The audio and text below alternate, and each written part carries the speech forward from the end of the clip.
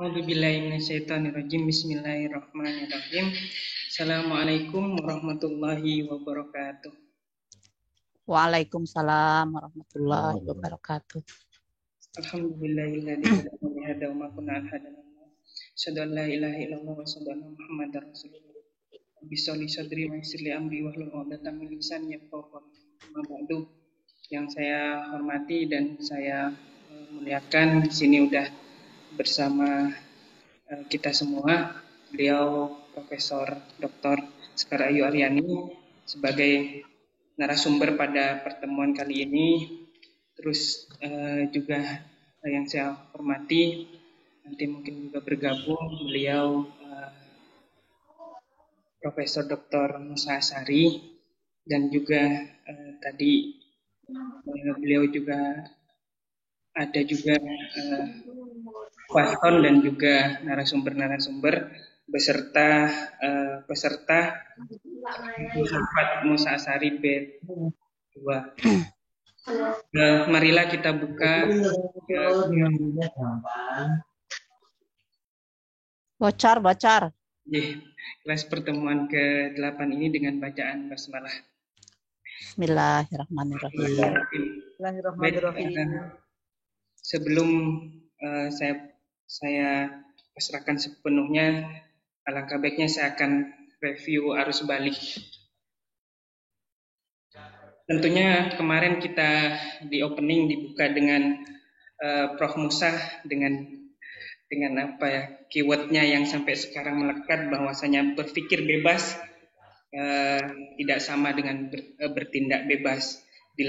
Dilanjutkan dengan Dr. Zabrul Khan, innamal afkar ummahatul berpikir itu adalah ibu kandung daripada perbuatan. Dilanjutkan dengan Pak Iqbal, bahwasanya filsafat adalah sunnah Nabi dalam berpikir, filosofis, rasional, bebas, radikal, sistematis, dan kritis.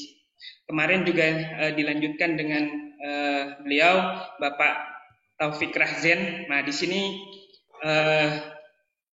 akan sangat bersinggungan dengan background dari beliau ya. Pak Taufik Rahzen membicarakan karena backgroundnya dari teknik di UGM dan filsafat, berbicara tentang bagaimana spiritualitas Bumintara kayak gitu, dan dilanjut dengan Bu Fatima PhD tentang bagaimana akal dan agama. Nanti mungkin pertemuan kedua akan dilanjutkan bagaimana filsafat dan kebudayaan. Nah, sekarang kita akan ke beliau Prof. Sekar, tentunya sangat bersinggungan dengan background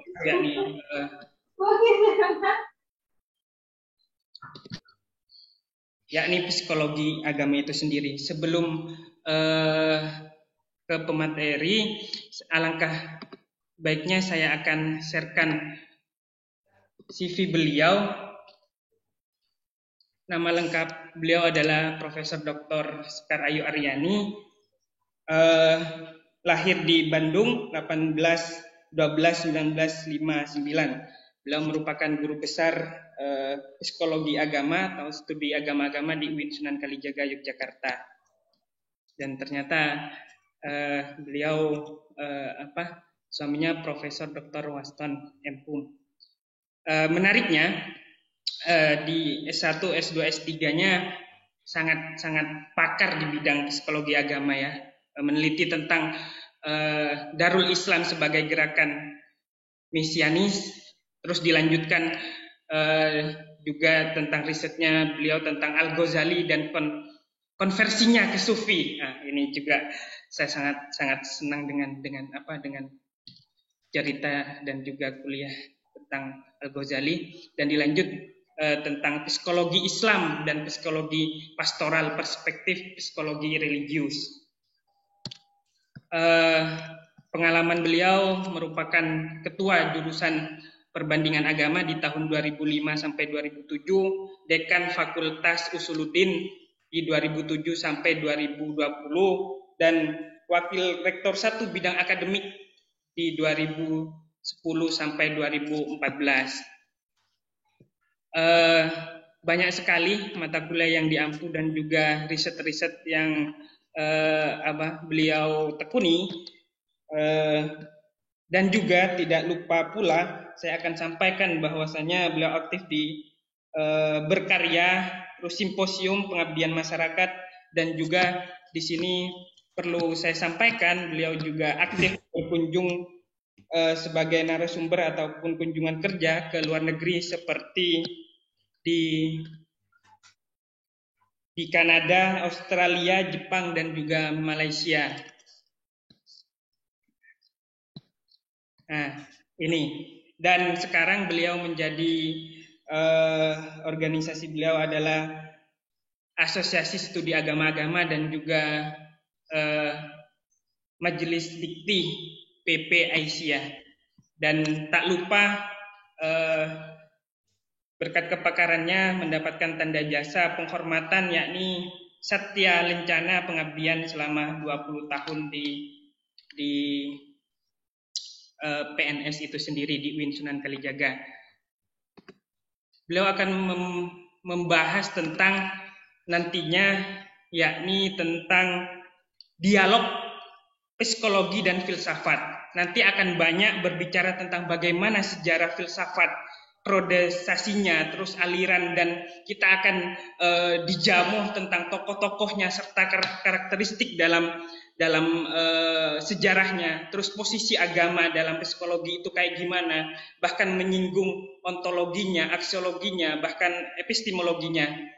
Sangat complicated, bahkan di situ juga akan dijelaskan bagaimana islamisasi ilmu pengetahuan dan juga pengilmuan Islam dalam konteks agama dan juga psikologi agama. Bahkan kita akan dihidangkan nanti dari Yunani, Eropa, bahkan ke Islam tentunya. Saya sangat antusias dan sangat senang sekali bisa membersamai beliau, Prof. Sekar Ayu Aryani. Nantinya ini saya rasa ilmu yang sangat dalam dan mengkerucut. Itu saja mungkin pengantar dari saya yang fakir ilmu ini, yang pengen belajar juga bersama Bapak Ibu kayak gitu. Selebihnya waktu dan tempat kami haturkan kepada beliau Profesor Dr. Sekar Ayu Aryani MAG. Waktu dan tempat kami haturkan, Prof. Oke. Suara saya sudah terdengar? Sampun, Bro. Sudah. Oke. Bismillahirrahmanirrahim. Assalamualaikum warahmatullahi wabarakatuh. Alhamdulillahirabbil alamin. Assalatu wassalamu ala asrofil anbiya wal mursalin wa ala alihi washabbihi ajmain, amma ba'du. Rabbi shrahli sadri wa yassirli amri wahlul 'uqdatam min lisani yafqahu qawli. Bapak Ibu ini apa saudara-saudara ya?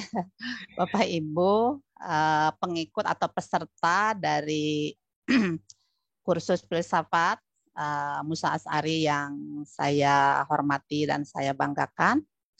Kemudian kolega-kolega saya di KPFI, Mbak Wiwi, Ardi, Maat, Pak Waston, siapa lagi ya? Kayaknya 4 itu deh. Saya tidak melihat Prof. Musa kok. Kayaknya nggak hadir ya. Oke, selamat pagi. Salam sehat selalu. Semoga Allah Subhanahu wa Ta'ala senantiasa menjaga kita dari berbagai penyakit dan malapetaka ya. Syukur alhamdulillah kita panjatkan kehadirat Allah Subhanahu wa Ta'ala yang pada pagi hari ini masih memberi kita kekuatan dan kesehatan untuk dapat bersama-sama berdiskusi dalam rangka kursus filsafat Musa Asy'ari ini. Baik, salawat serta salam semoga dilimpahkan kepada junjungan kita Nabi besar Muhammad Sallallahu Alaihi Wasallam. Bapak Ibu yang saya hormati, pertama saya sampaikan terima kasih kepada panitia, Saudara Noval dan kawan-kawan Si Zidni mana ini Zidni? Kayaknya belum masuk ya. Belum Bu, belum Bu. Itu Noval, Zidni yang saya kenal itu. Terus siapa? Yang dari Syariah itu siapa? Yang lulusan Syariah? Saya hanya 3 itu yang kenal ya, S5. Siapa? Mas Edi Bu. Bukan. Edi Susanto bukan? Edi, oke. Edi juga belum kelihatan kayaknya. Oke, pertama saya mengucapkan terima kasih sekali lagi kepada kawan-kawan di SPIMA yang sudah memberi saya kesempatan untuk berbicara di dalam forum yang sangat prestisius ini ya. Terus terang saya tidak pede bicara di sini ya, karena saya bukan ahli filsafat ya. Jadi di awal dulu ketika saya diminta, saya sudah bilang saya bukan ahli filsafat loh. Kalau saya ngomong, saya nggak ngomong filsafat loh. Nggak apa-apa Bu. Gitu. Makanya saya baru mau ya. Tapi kalau saya suruh bicara filsafat seperti Pak Faiz, Pak Iqbal, Bu Irma, ya, saya angkat tangan. Jadi karena saya diperkenankan bicara yang bukan filsafat secara langsung, ansih ya, maka saya bersedia. Ya, bersedianya bukan apa-apa, tapi untuk silaturahmi. Ya. Di sini juga saya bukan narasumber, saya kira mungkin lebih tepatnya kalau saya ini adalah co-learners. Ya. Jadi kita sama-sama belajar. Jadi apa yang akan saya sampaikan adalah sharing pengalaman dan pengetahuan saya yang tentu Bapak Ibu sekalian juga punya pengetahuan dan pengalaman yang lain yang nanti bisa kita saling tukar-menukar ya. Oke, jadi yang disampaikan Saudara Noval tadi, saya kira ya beliau agak berlebihan ya, karena dia mahasiswa saya sih ya. Mahasiswa saya nanti kalau nggak muji-muji nanti nggak dapat nilai ya, nilainya jelek nanti. Jadi sebenarnya saya biasa-biasa saja ya, tidak ada kelebihan apapun ya, kecuali kelebihan berat badan. Mungkin satu-satunya kelebihan saya. Ya, cuma yang saya suka itu adalah saya sangat suka berdiskusi ya, dan semakin teman diskusinya pintar itu saya semakin suka ya. Kenapa semakin suka? Karena saya akan dapat ilmu yang banyak ya. Dan saya lihat di SPIMA ini pintar-pintar semua ya. Saya sempat melihat meskipun tidak utuh beberapa YouTube yang dikirim oleh Saudara Noval ya. Wah, kritis-kritis deh ya pertanyaan-pertanyaannya ya. Ya, memang saya kira ini orang-orang pilihan ya. Kalau bukan orang pilihan, siapa sih sekarang ini yang mau hari Minggu itu belajar filsafat ya? Saya kira itu memang betul-betul kawan-kawan SPIMA ini memang orang-orang pilihan ya. Jadi sama dengan apa namanya umat Yahudi ya. Kalau umat Yahudi itu bangsa pilihan, nah kalau Anda ini adalah umat pilihan ya.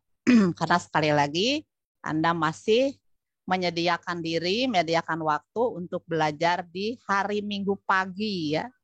Hari Minggu pagi, dan yang dipelajari adalah filsafat. Baik, itu pengantar saya. Jadi sebelumnya saya sudah menyampaikan disclaimer saya ya, bahwa saya bukan ahli filsafat. Jadi jangan tanya filsafat pada saya ya. Adapun tadi dikatakan saya guru besarnya psikologi, khususnya psikologi agama. Ya, saya juga masih belajar ya. Jadi nanti mari kita tukar-menukar pengalaman, tukar-menukar ilmu. Jadi mari bersama-sama kita belajar bersama, atau saya dengan Anda adalah co-learners ya, pembelajar bersama. Oke, jadi di sini judul saya adalah Dialog Psikologi dan Filsafat. Sebenarnya mungkin judul yang sesungguhnya adalah dialog psikologi, agama dan filsafat. Ya.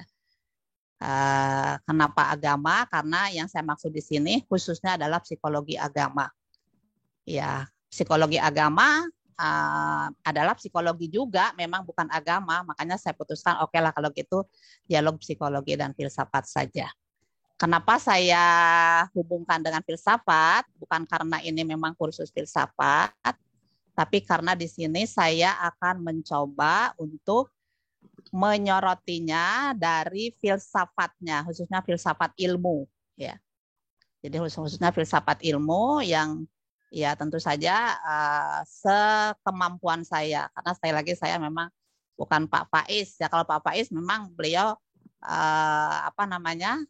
keahliannya filsafat ilmu. Beliau juga punya buku tentang epistemologi. Saya malah mahasiswanya Pak Faiz ya. Oke, jadi itu langsung lanjut apa? Ini saya bisa anukan sendiri nggak sih? Bisa nggak sebenarnya. Bisa ya? Bisa Prof juga. Bisa. Oke. Saya sebenarnya udah nyiapan ini untuk share screen, tapi ternyata Anda sudah buka ya udah. Baik. Pertama, ketika kita bicara psikologi agama, itu ada dua tonggak ya, atau ada dua starting point.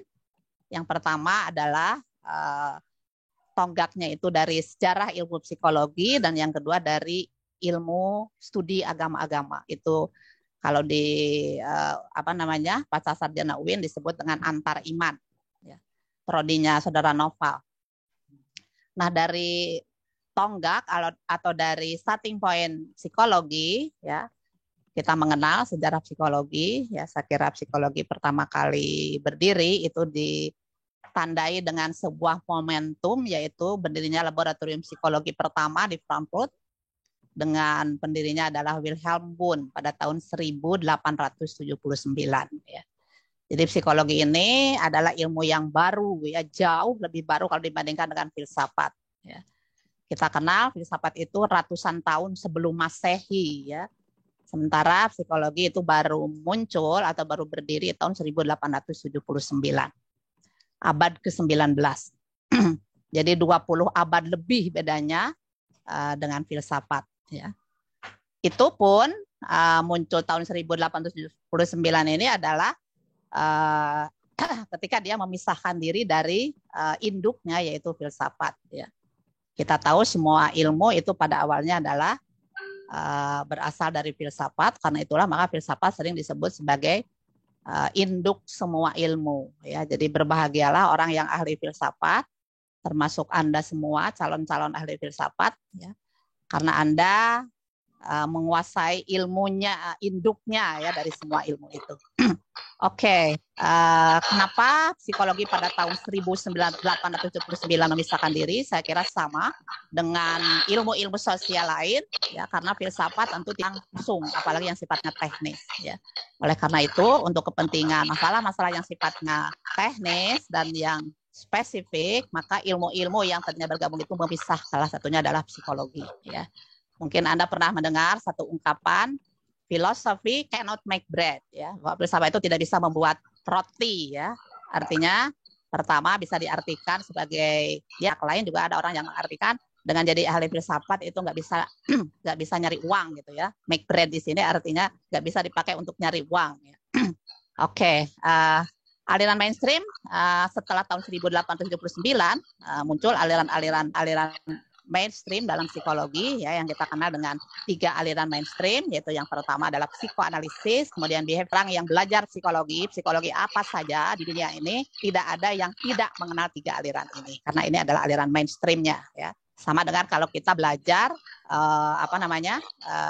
kalau kita belajar teologi Islam ya, maka ada Asy'ariyah, ada Maturidiyah. Nah, ini juga dalam psikologi kita mengenal 3 aliran mainstream ini. Kebetulan jumlahnya sama 3 ya. Oke, sebelum saya lanjutkan, saya ingin kemarin melihat yang presentasinya Pak Taufik Zen. Itu beliau menyampaikan materi yang sangat penting dan sangat bagus ya. Tapi kelihatannya sulit sekali dapat respon ya. Saya tidak tahu apa karena terlalu tinggi atau apa sekali ya. Tapi kenapa kok sampai kasihan saya sama moderatornya ya, sampai seperti meminta-minta gitu ya supaya bertanya. Oke. Karena saya menyadari ya mungkin bikin strategi ya.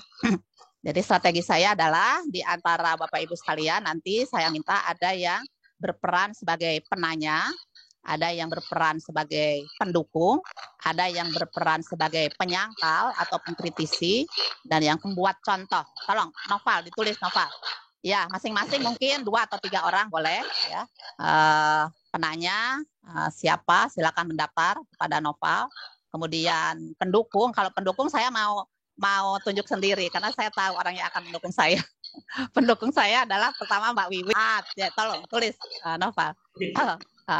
Penyanggahnya kalau saya boleh tunjuk, pertama saya menarik ini namanya, saya nggak tahu ya orangnya, tapi namanya menarik. Bapak Ezrinal, kayaknya menarik namanya itu. Tolong Bapak Ezrinal itu tulis sebagai penyanggah. Kemudian siapa? Ilham kali ya Mbak.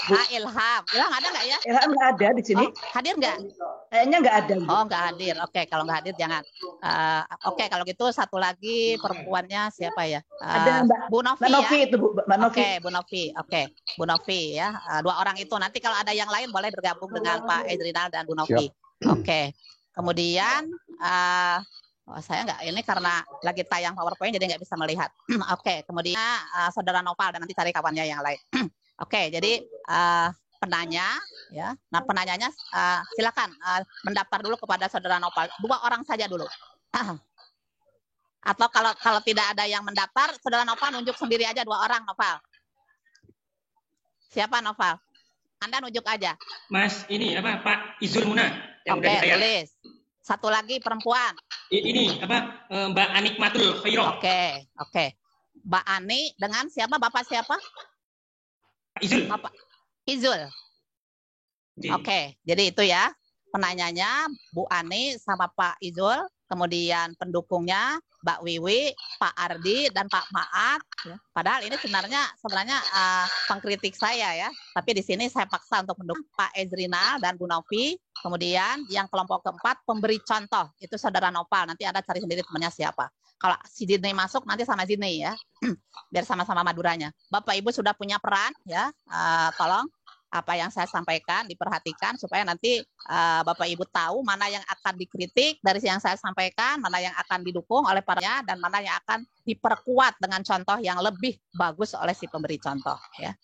Oke, ingat ya itu peran Bapak Ibu sekalian. Jadi yang apa namanya yang aktif jangan cuma saya, bukan narasumber. Jadi kita sama-sama aktif ya, sama-sama belajar. Oke, saya lanjutkan. Ketiga aliran mainstream itu pertama kita mulai dengan psikoanalisis ya, tokohnya adalah Sigmund Freud ya. Objek psikologi adalah ketidaksadaran atau unconscious ya. Kenapa pesimis? Karena manusia itu dianggap ditentukan oleh masa lalunya ya. Dan jika masa lalunya jelek maka tidak mungkin lagi dia bisa baik ya. Itu kata di dalam Islam kita mengenal kullu mauludin yuladu alal fitrah ya, bahwa semua yang lahir itu lahir dalam keadaan fitrah. Fitrah itu artinya potensial untuk menerima kebenaran ya. Fitrahnya kecenderungan untuk religius, tapi masih potensial. Jadi positif sebenarnya kalau fitrah ya, tapi kalau psikoanalisis manusia itu lahir dalam keadaan buruk ya, dalam keadaan jelek dan ya, artinya itu tidak bisa menjadi baik. Oke, lanjut. Saya nggak bisa, Nova ternyata saya nggak bisa memindah sendiri karena Anda ya. Lanjut. Oke, lanjut. Naik. Ya, kedua aliran behaviorisme. Aliran behaviorisme sesuai dengan namanya, behavior berasal dari kata behavior. Behavior artinya perilaku. Jadi behaviorisme adalah aliran perilaku. Contohnya adalah Watson, tokohnya adalah perilaku. Itulah sebabnya kenapa disebut dengan behaviorisme. Karena dia adalah satu-satunya aliran psikologi yang tidak mempercayai adanya jiwa. Ya. Jadi kalau kita berartikan bahwa jiwa itu ada, kenapa tidak percaya? Karena dia tidak bisa melihat jiwa itu seperti apa. Jadi ini sangat positivistik ya. Dan oleh karena itu, maka kata dia, kalau kita ejeknya adalah yang betul-betul sesuatu yang yang bisa diobservasi, bisa diukur, ya, bisa dihitung dan seterusnya. Ya. Oke, itulah kenapa karena kepercayaannya kepada perilaku dia disebut dengan aliran behaviorisme. Behavior artinya perilaku. Kemudian pandangan terhadap manusia juga sama, sangat pesimis karena manusia sepenuhnya ya. Pariwisata Pak Gubernur. Gimana Noval itu kok bocor semua? Itu juga ada 3 seri. Panjenengan share screen mawon nanti saya apa saya jadi host? Panjenengan sudah jadi co-host, Prof. Bisa share screen.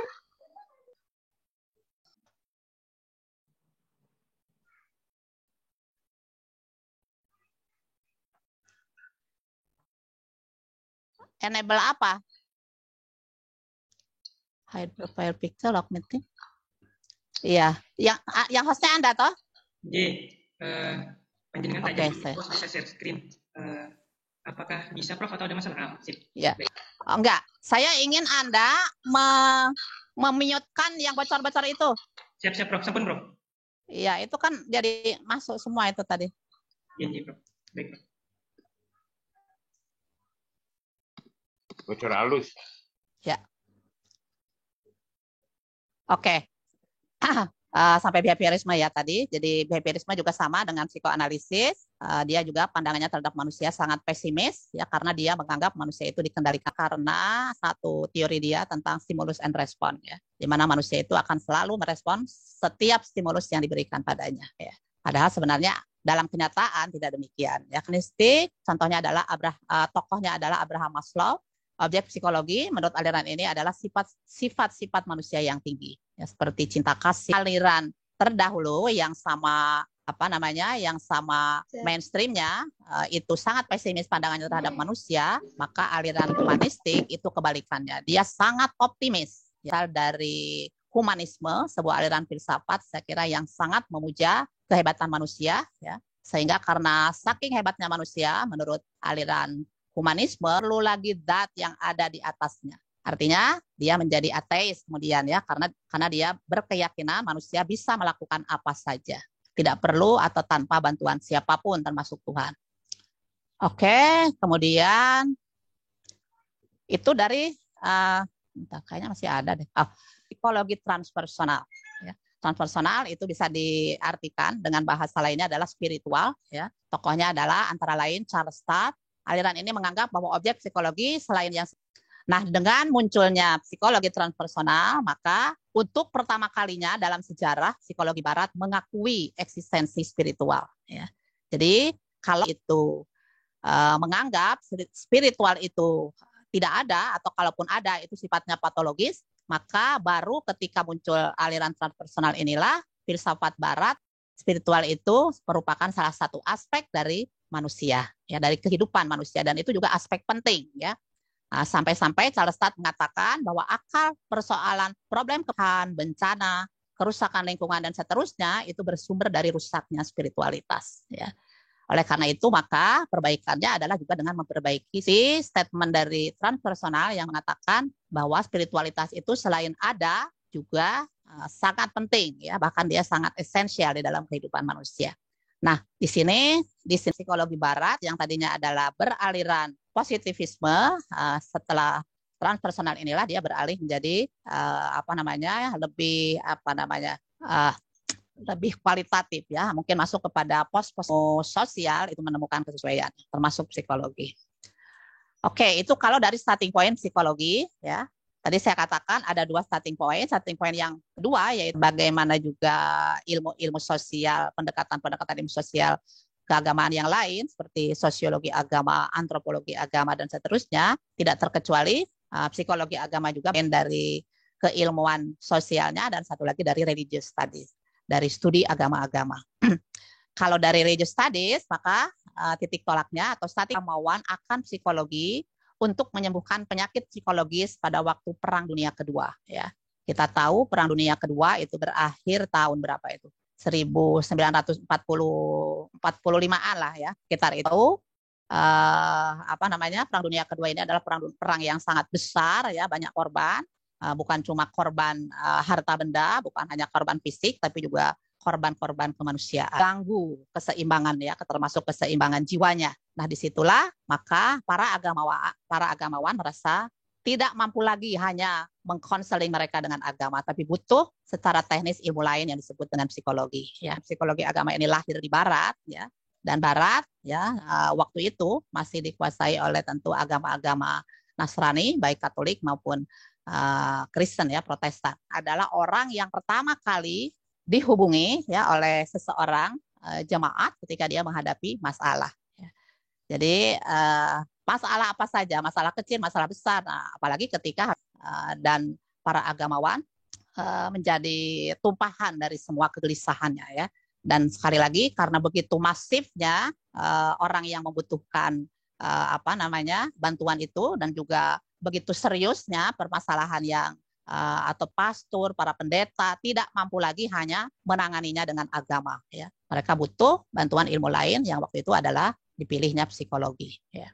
Itu yang pertama. Kemudian yang kedua, kalau Anda membaca bukunya Dictionary of Comparative Religion, yang dikatakan di situ secara psikologi agama bahwa salah satu peristiwa yang melatar belakangi munculnya psikologi agama itu adalah munculnya satu aliran yang disebut G. Stanley Hall, ada Leba, ada Albert Hugh, dan seterusnya, yang intinya adalah mereka berkeinginan untuk bisa melakukan studi agama itu secara ilmiah. Ya. Kita tahu sebelumnya reputasi agama sempat jatuh ya gara-gara di dalam sejarah gereja skandal gereja Katolik itu ya. Nah, kelompok empirisme Amerika ini mencoba untuk mengangkat kembali agama tapi tidak dalam pengertian teologis melainkan menjadikannya sebagai objek ilmu. Nah, kan untuk menstudinya adalah psikologi dalam artian menstudi agama dengan perspektif psikologi. Ini dari starting point ilmu agama-agama. Oke.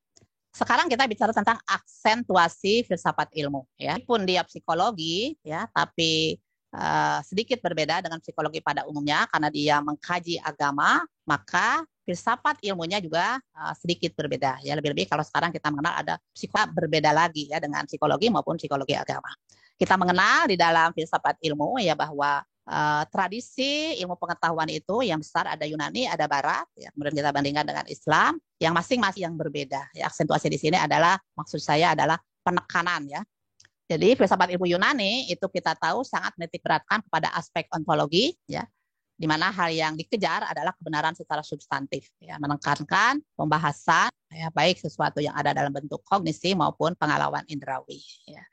Kemudian ilmu pengetahuan Barat lain lagi, ya, dia lebih menekankan kepada apa. Jadi ilmu pengetahuan Barat atau tradisi ilmu Barat itu menekankan kepada proses dan metode ilmiah itu sendiri. Ya. Jadi metode ilmiah itu adalah sangat tergantung kepada metodenya. Ya. Sesuatu ilmu itu ilmiah atau tidak itu tergantung kepada metode. Jadi yang penting dalam epistemologi Barat adalah metode. Kemudian ini Barat. Kemudian paradigma Barat pada kurun perempat abad terakhir abad 20, tokoh filsafatnya ada Tolmien, ada Thomas Kuhn, Karl Popper, ya, dan seterusnya. Mereka mendudukan ilmu itu dalam perspektif Weltanschauung. Ya. Weltanschauung itu adalah worldview, ya, cara pandang. Tesisnya dia mengatakan, ya, begitu pula pemberian makna itu sangat terkait dengan pandangan hidupnya, sehingga fakta itu akan dimaknai oleh pandangan hidupnya. Jadi karena seperti ini Barat yang sangat positivistik itu mulai berubah dalam pengertian dia sudah memberi lampu hijau untuk diterimanya kebenaran-kebenaran yang berangkat dari perspektif Weltanschauung atau perspektif pandangan hidup. Ya, seperti misalnya kita orang Islam, kita juga boleh menciptakan suatu ilmu yang berangkat dari Islam sendiri itu menekankan kepada aksiologi. Jadi kalau tadi Yunani kepada ontologi, kemudian Barat kepada epistemologi. Nah, Islam sendiri itu menekankan Weltanschauung yang berfungsi sebagai landasan untuk mengkonstruktif fakta. Jadi Islam menghendaki keterpisahan antara ilmu dengan tidak menghendaki keterpisahan antara ilmu dengan sistem nilai. Ilmu adalah fungsi realitas yang diarahkan perkembangannya oleh wahyu. Ya. Jadi artinya di dalam Islam yang pertama-tama diangkat ketika ini manfaatnya apa? Ya. Adakah manfaatnya? Lalu kalau kita menginginkan ilmu yang kita pelajari bermanfaat, maka seperti apa atau apa yang harus kita lakukan? Ya, bagaimana, apa dan seterusnya. Tapi yang pertama-tama adalah aksiologi. Ya, ini saya kutip dari bukunya Prof. Nur Muhajir, Filsafat Ilmu. Ya, saya adalah mahasiswa bimbingan beliau. Ya, disertasi saya.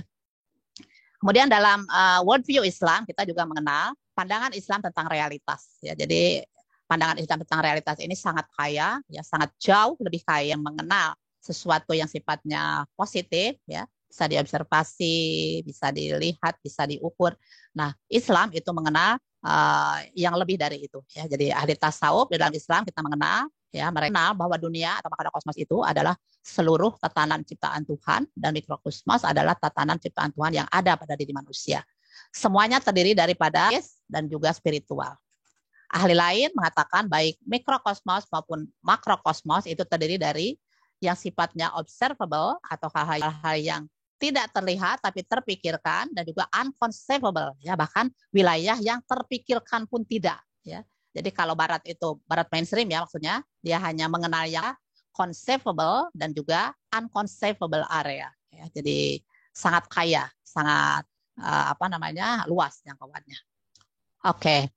Dengan demikian, maka terkait dengan paradigma kebenarannya, secara umum nalar keilmuan barat berkata bahwa secara atau observable atau empirik, ya, kemudian dapat diukur atau measurable dan juga dapat dibuktikan ulang atau verifiable, ya, itu positivisme, ya. Jadi transcendental tidak dapat dalam kriteria tersebut sehingga tidak bisa disebut sebagai kebenaran. Itu kalau kita berpegang kepada positivisme, dan tadi saya katakan bahwa semua adalah positivisme. Oke, dalam Islam sendiri hal yang transcendental itu termasuk kebenaran karena Islam juga mengakui selain yang unconceivable, hanya wilayah yang tidak terpikirkan di samping yang terpikirkan, ya. Jadi kalau barat itu terpikirkan pun tidak ada, apalagi yang tidak terpikirkan, ya. Sementara kita selain yang observable tidak terpikirkan, itu semuanya diakui adanya di dalam paradigma kebenaran Islam. Bahwa kebenaran mutlak hanya milik Allah, semua kebenaran yang dicapai manusia tetap bersifat probabilitas salah. Itu kalau keyakinan di dalam Islam. Jadi yang kebenaran mutlak itu hanya semata-mata dari Allah. Oke, ini paradigmanya. Kemudian kalau kita mengenal, ada sekarang psikologi Islami, ya, psikologi khusus, ya, kalau di studi agama-agama. Jadi kebenaran dalam pandangan psikologi Islami itu pertama itu bersifat integratif probabilistik, artinya dicapai melalui suatu usaha ilmiah, nilai benar dan salah. Kemudian yang kedua aspektif, artinya tergantung dari karakteristik objeknya, ya. Tidak semuanya harus dicari, tapi ada beberapa yang mungkin cukup disyukuri saja, yang cukup dinalar atau di logika saja. Ada juga yang memerlukan penjelasan etis dan cukup disyukuri saja. Misalnya syukur kita tidak tahu kapan ajal akan menjemput, ya. Jadi rahasia Tuhan, saya kira itu patut kita syukuri, ya. Saya tidak bisa membayangkan seandainya takdir itu kita ketahui, ya. Maka mungkin saya kira kita tidak akan keluar dari rumah, ya. Nanti, ya, mungkin takdirnya jangan-jangan di ketika kita keluar rumah terus dapat kecelakaan, atau mungkin jangan-jangan kalau ditakdirkannya itu dia meninggal ketika tidur, dia jadi takut tidur. Dah hikmahnya ketika kita tidak mengetahui takdir itu, ya. Jadi itu cukup disyukuri saja, nggak usah kemudian harus diperdebatkan, apalagi diteliti, ya. Oke, dengan dua karakteristik tersebut membuat manusia semakin arif metodologi positivisme, meneliti yang teoritik logis bisa dengan metodologi rasionalistik, dan meneliti keagamaan dengan metodologi realisme metafisik, ya. Salah satu lengkap psikologi Islam pun juga harus berguna bagi semua, tidak eksklusif bagi Muslim saja. Nah, inilah yang sampai sekarang saya kira menjadi PR bagi psikologi Islam, ya. Nanti di belakang kita diskusikan. Nah, kemudian bicara tentang psikologi Islam, ya. Jadi tadi dari psikologi, terus psikologi agama, sekarang kita masuk ke psikologi Islam. Dalam psikologi Islam itu ada kata, atau psikologi Islami itu ada katakan psikologi konvensional, ya. Islam atau Islami di sini adalah sebuah proses dari hasil pengislaman, ya. Pengislaman di sini masuk dalam kategori atau mungkin juga pengilmuan Islam, ya. Kita tahu bahwa ilmu Islamisasi ilmu pengetahuan dan ilmu Islam itu berbeda, ya. Mungkin Anda pernah membaca bukunya Pak Kunto, ya, yang Islam sebagai ilmu. Jadi kalau Islamisasi ilmu pengetahuan arahnya, ya. Jadi misalnya konsep manusia menurut psikologi mainstream itu seperti apa, lalu kemudian dicari bagaimana Islam berbicara manusia, ya, dengan berdasarkan sumber-sumber Islamnya. Sementara pengilmuan Islam ini jargonnya Kunto Wijoyo, ya, itu adalah arahnya teks ke konteks, ya.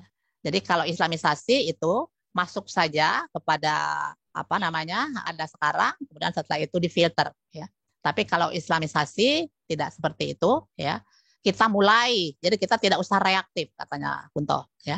Kita mulai selidiki, ya, Quran, hadis, ya, kemudian kita turunkan, ya, konsep-konsep itu menjadi teori. Jadi ini perbedaannya antara Islamisasi dengan dengan pengilmuan Islam. Paradigma Islam sendiri adalah hasil dari proses ini, dan paradigma Islam adalah konstruksi pengetahuan yang memungkinkan kita memahami realitas bagaimana Al-Qur'an memahami. Namanya kalau kita mengenali sini ada kata paradigma Islam, maka yang dimaksud adalah ini ya.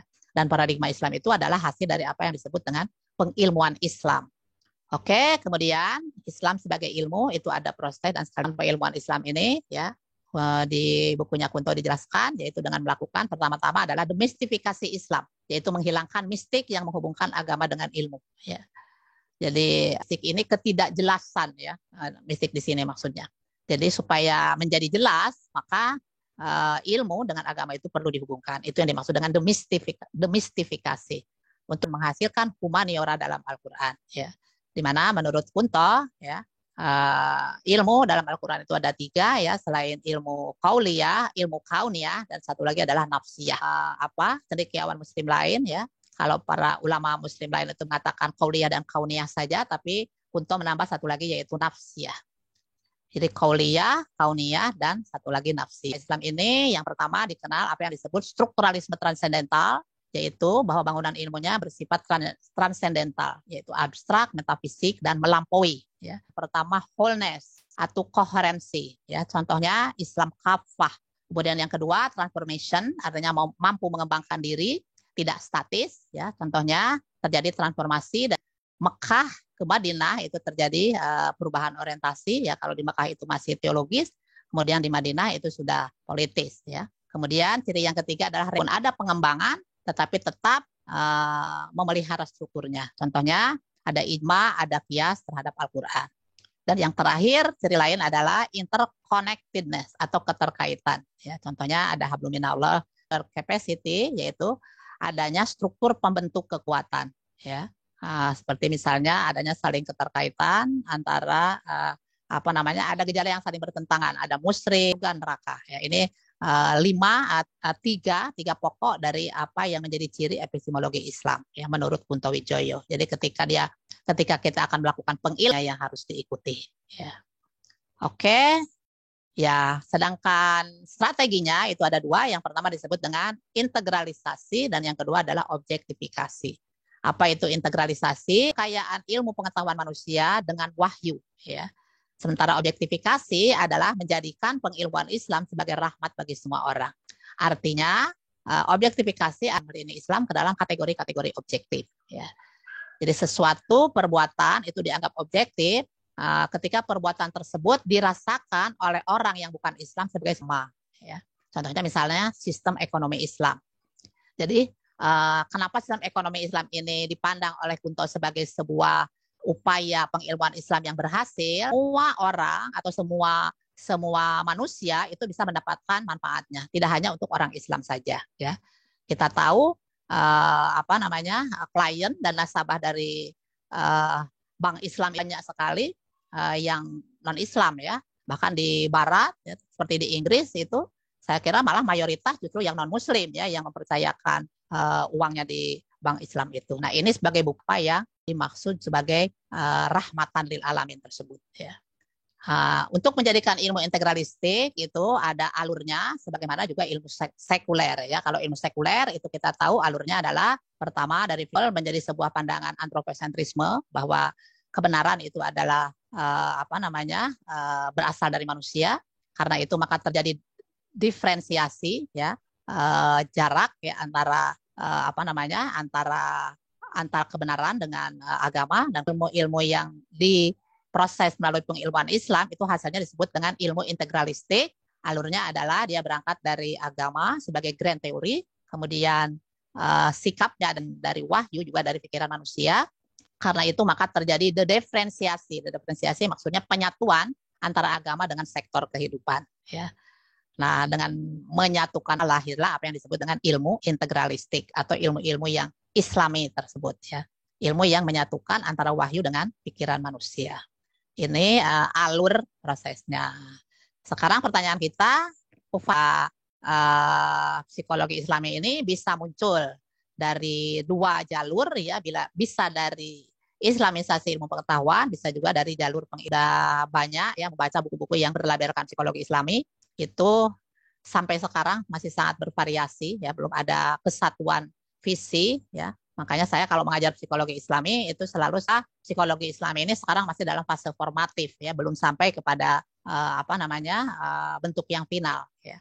Nah, kalau dari Islam, kalau dia berangkat atau kalau dia dihasilkan dari Islamisasi, pengetahuan versi mana ya? Karena kita mengenal dalam ilmu pengetahuan itu paling tidak ada dua tokoh yang sangat menonjol. Pertama Ismail Faruqi, yang kedua adalah Ziauddin Sardar. Ismail Faruqi itu beranggapan bahwa ilmu pengetahuan maka kita harus masuk kepada perkembangan ilmu pengetahuan barat yang ada ya. Setelah itu baru kita melakukan filterisasi ya, yang sesuai kita ambil, yang tidak sesuai itu berbeda. Ziauddin Sardar tidak setuju dengan seperti itu karena dia beranggapan ilmu pengetahuan barat itu adalah punya cacat bawaan ya. Karena itu maka harus diganti ya dengan Islam secara keseluruhan, kata dia. Islamisasi harus mulai dengan membangun paradigmanya terlebih dahulu ya, di mana diusahakan semuanya harus orisinal berasal dari Islam. Saya kira kita bisa bayangkan seandainya kita akan mengenal apa yang disebut dengan psikologi Islam, ekonomi Islam, dan lain seterusnya ya. Jadi kenapa Ismail Faruqi yang banyak diikuti? Karena saya kira cukup realistis ya. Sebelum kita punya ilmu yang baru. Oke, psikologi Islami antara pengilmuan Islam atau islamisasi ilmu pengetahuan. Bagaimana operasionalisasinya jika dengan islamisasi ilmu pengetahuan? Apa Ziauddin Sardar ini dan mana yang lebih menguntungkan ya? Tadi sementara kita bisa lihat kalau melalui islamisasi ilmu pengetahuan ya kelihatannya yang sekarang banyak diikuti adalah lebih realistis, kita masuk saja kepada arus yang berkembang di barat, kemudian kita melakukan filterisasi. Jadi itu keuntungannya karena kalau kita mengikuti Ziauddin vakum mungkin ya, sementara kita membangun dulu paradigmanya yang itu juga kita tidak tahu berapa puluh tahun harus kita selesaikan. Kemudian yang kedua, kalau melalui jalur pengilmuan Islam mungkinkah diterapkan untuk Islamisasi? Samakah pengilmuan Islam ini dengan islamisasi versi Ziauddin Sardar? Ya, memang agak mirip ya, karena islamisasi ilmu pengetahuan itu juga berangkat dari hasanah keilmuan atau sumber titik tolaknya atau awal mulanya sama dengan pendekatannya siapa? Ziauddin Sardar. Jadi dari teks ke konteks ya, namun tetap berbeda ya, karena dari Ziauddin Sardar ya. Dalam artian sambil dibangun paradigmanya ya, proses teorisasi itu bisa secara paralel dilakukan. Oke, kemudian ya bagaimana sekarang pengilmuan Islam ini kita jadikan sebagai tadi dikatakan oleh Prof. Nung Hajir ya, juga oleh Kunto Wijoyo bahwa target kita dengan ilmu-ilmu yang ya. Nah, Rahmatan lil Alamin ini kan sementara kita masih mendengar ya debatnya itu lebih kepada bagaimana berangkat dari apa istilahnya itu perubahan pemahaman dari keislaman sendiri. Siapa yang bocor itu? Udah, Bro. Ada yang bocor. Oke. Oke.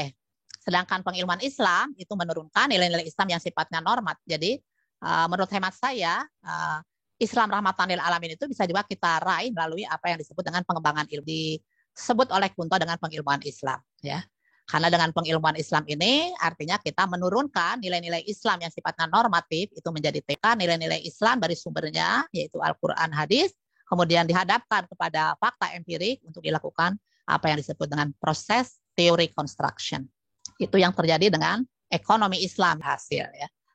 Kita sekarang juga mengenal apa yang disebut dengan integrasi interkoneksi. Itu mungkin kalau Anda di UIN ya, yaitu bagaimana mendialogkan antara ilmu-ilmu sosial itu bahkan juga ilmu yang kealaman dengan Islam ya. Tentu saja ilmu-ilmu yang relevan ya yang didialogkan ini sehingga bisa menghasilkan ilmu yang sifatnya solutif dan menjawab permasalahan zaman ya. Keterbukaan terhadap keilmuan lain di luar Islam ya. Tapi jangan lupa Islam sendiri mengajarkan keterbukaan di dalam berparadigma ya, karena di dalam sejarah kita mengenal ya sejarah Islam dalam mencapai kebudayaan atau peradaban lain ya. Kita kenal misalnya kita pernah belajar tentang ilmu politik atau kenegaraan ya dari Romawi, kemudian filsafat dari Yunani ya, itu saya kira menunjukkan bahwa kalau dalam sejarah kita sudah berhasil dengan keterbukaan itu, maka seyogianya kita pun mengikuti ya. Artinya itu kita juga bersikap terbuka dengan hasanah keilmuan lain. Namun demikian ada ilmuwan muslim yang punya prejudice yang permanen terhadap ilmuwan barat ya.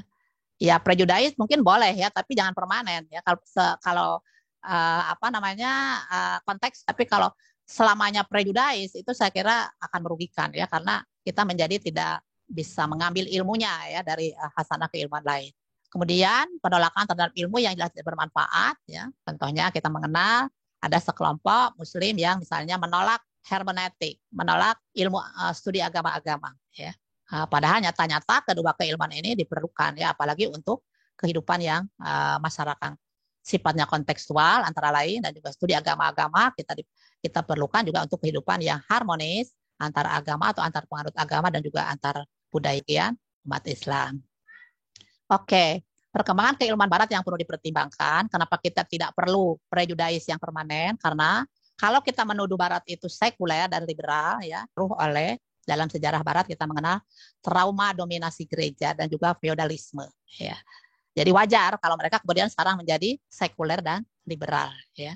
Namun demikian sudah tidak lagi mutlak positivisme ya. Kita mengenal post positivisme yang lebih humanis ya. Selain daripada itu, barat juga dengan sumber dayanya itu juga sangat produktif. Sikap kita yang tertutup itu hanya akan menjadikan muslim semakin tertinggal ya. Dengan demikian untuk kita bisa menjadi muslim yang disebut dengan sikap yang terbuka ya.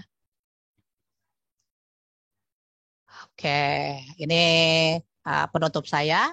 Jadi apa yang saya sampaikan tadi ya, meskipun saya ngalor ngidul ya, saya ambil poin-poinnya saja, tapi yang ingin saya sampaikan sebenarnya saya ingin mengatakan bahwa dunia seseorang itu sangat mempengaruhi filsafat ilmunya. Kita belajar dari tadi sejarah psikologi ya. Kenapa barat itu sangat positivisme ya, karena sangat dipengaruhi oleh worldview mereka yang sedikit sekularistik, bahkan juga ateistik mungkin ya. Kita mengenal paling tidak barat dulu ya, terutama barat di masa psikologi itu muncul, itu adalah sangat didominasiisme itulah, maka kemudian cara pandang keilmuannya juga menjadi sangat positivis. Namun demikian ya, dalam perkembangannya tentu menjadi berubah ya. Ketika worldview mereka berubah, maka kemudian filsafat ilmu yang dipilihnya juga berubah. Bagaimana kita mengkonstruksi ilmu atau bagaimana ilmu dikonstruksi ya. Jika kita menginginkan suatu konstruk ilmu tertentu, maka kita juga harus memilih filsafat ilmu yang suportif terhadap konstruk ilmu tersebut. Ya, jadi filsafat dan psikologi. Jadi saya mengambil kasus psikologi untuk melihat bagaimana di dalam perkembangannya ketika cara pandang psikologi itu berubah, ya, maka itu pun akan berubah filsafat ilmu yang dikonstruksinya atau yang dihasilkannya. Nah, inilah Bapak Ibu dan saudara-saudara sekalian, yang ingin saya sampaikan ya, sekelumit kasus bagaimana kan di dalam konteks memahami perkembangan ilmu kita ya, atau ilmu yang kita tekuni. Oke, sekali lagi saya adalah, posisi saya di sini bukan narasumber, saya adalah co-learner ya. Saya sekarang ingin mendengar bagaimana hasil belajar Bapak Ibu sekalian. Saya tadi, halo Nova? Halo Nova? Oke, siapa Nova yang penanyanya? Saya sekarang waktunya untuk penanya. Ya, silakan penanya dulu. Ada berapa? 2 orang ya? Siapa? 1? Pakai Serina sama suara kamu kok sinyalnya kayaknya jelek ya itu? Kurang jelas ya? Ani ya? Ani Matul 1 sama? 1 lagi? 1 lagi siapa Nova? Saya Bu, Izul Bu. Oh Izul, ya. Oke. Ya, silakan. Izul dulu apa Ani dulu? Saya boleh dulu Bu. Ya, silakan Izul. Ya, izin Bu. Pertanyaannya 1 dulu ya. Oh iya, boleh 2 sekalian Bu.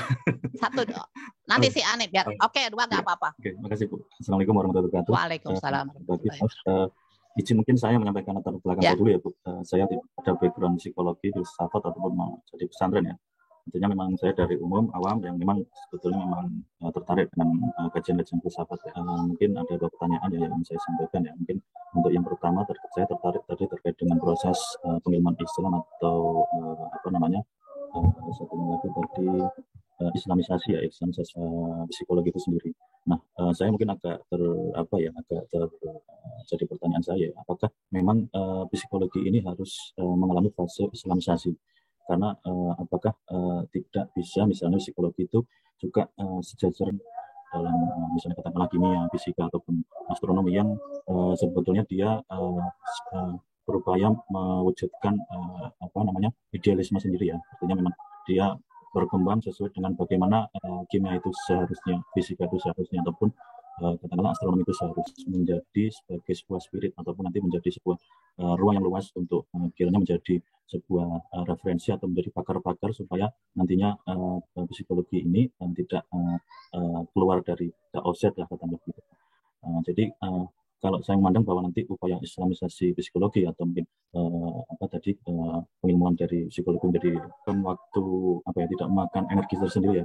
Sementara psikologi ini sudah ditunggu ya dari masyarakat ya untuk bisa mengatasi hal-hal yang menjadi problem dari kejiwaan manusia itu sendiri.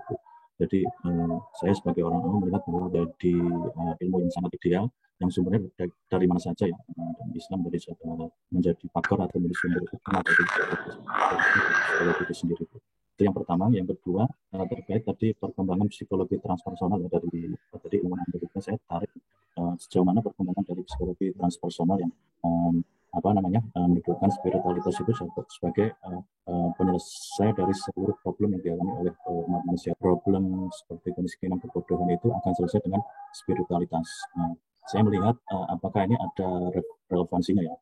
Sementara saya melihat banyak ilmuwan yang katakanlah spiritualitasnya tidak terlalu tinggi, tapi dia mencapai keilmuan yang cukup diakui ya di dunia. Saya katakanlah, tapi keilmuannya tidak diragukan lagi. Kemudian juga katakanlah dari sisi kemiskinan ataupun banyak orang-orang Yahudi yang bukan Yahudi ya, orang-orang yang tidak mempercayai Tuhan, tapi mereka cukup berhasil ya dari dari pengusaha dari sisi entah itu sebagai pengusaha, entah itu sebagai apapun yang kiranya menjadi cukup diakui ya kayaknya.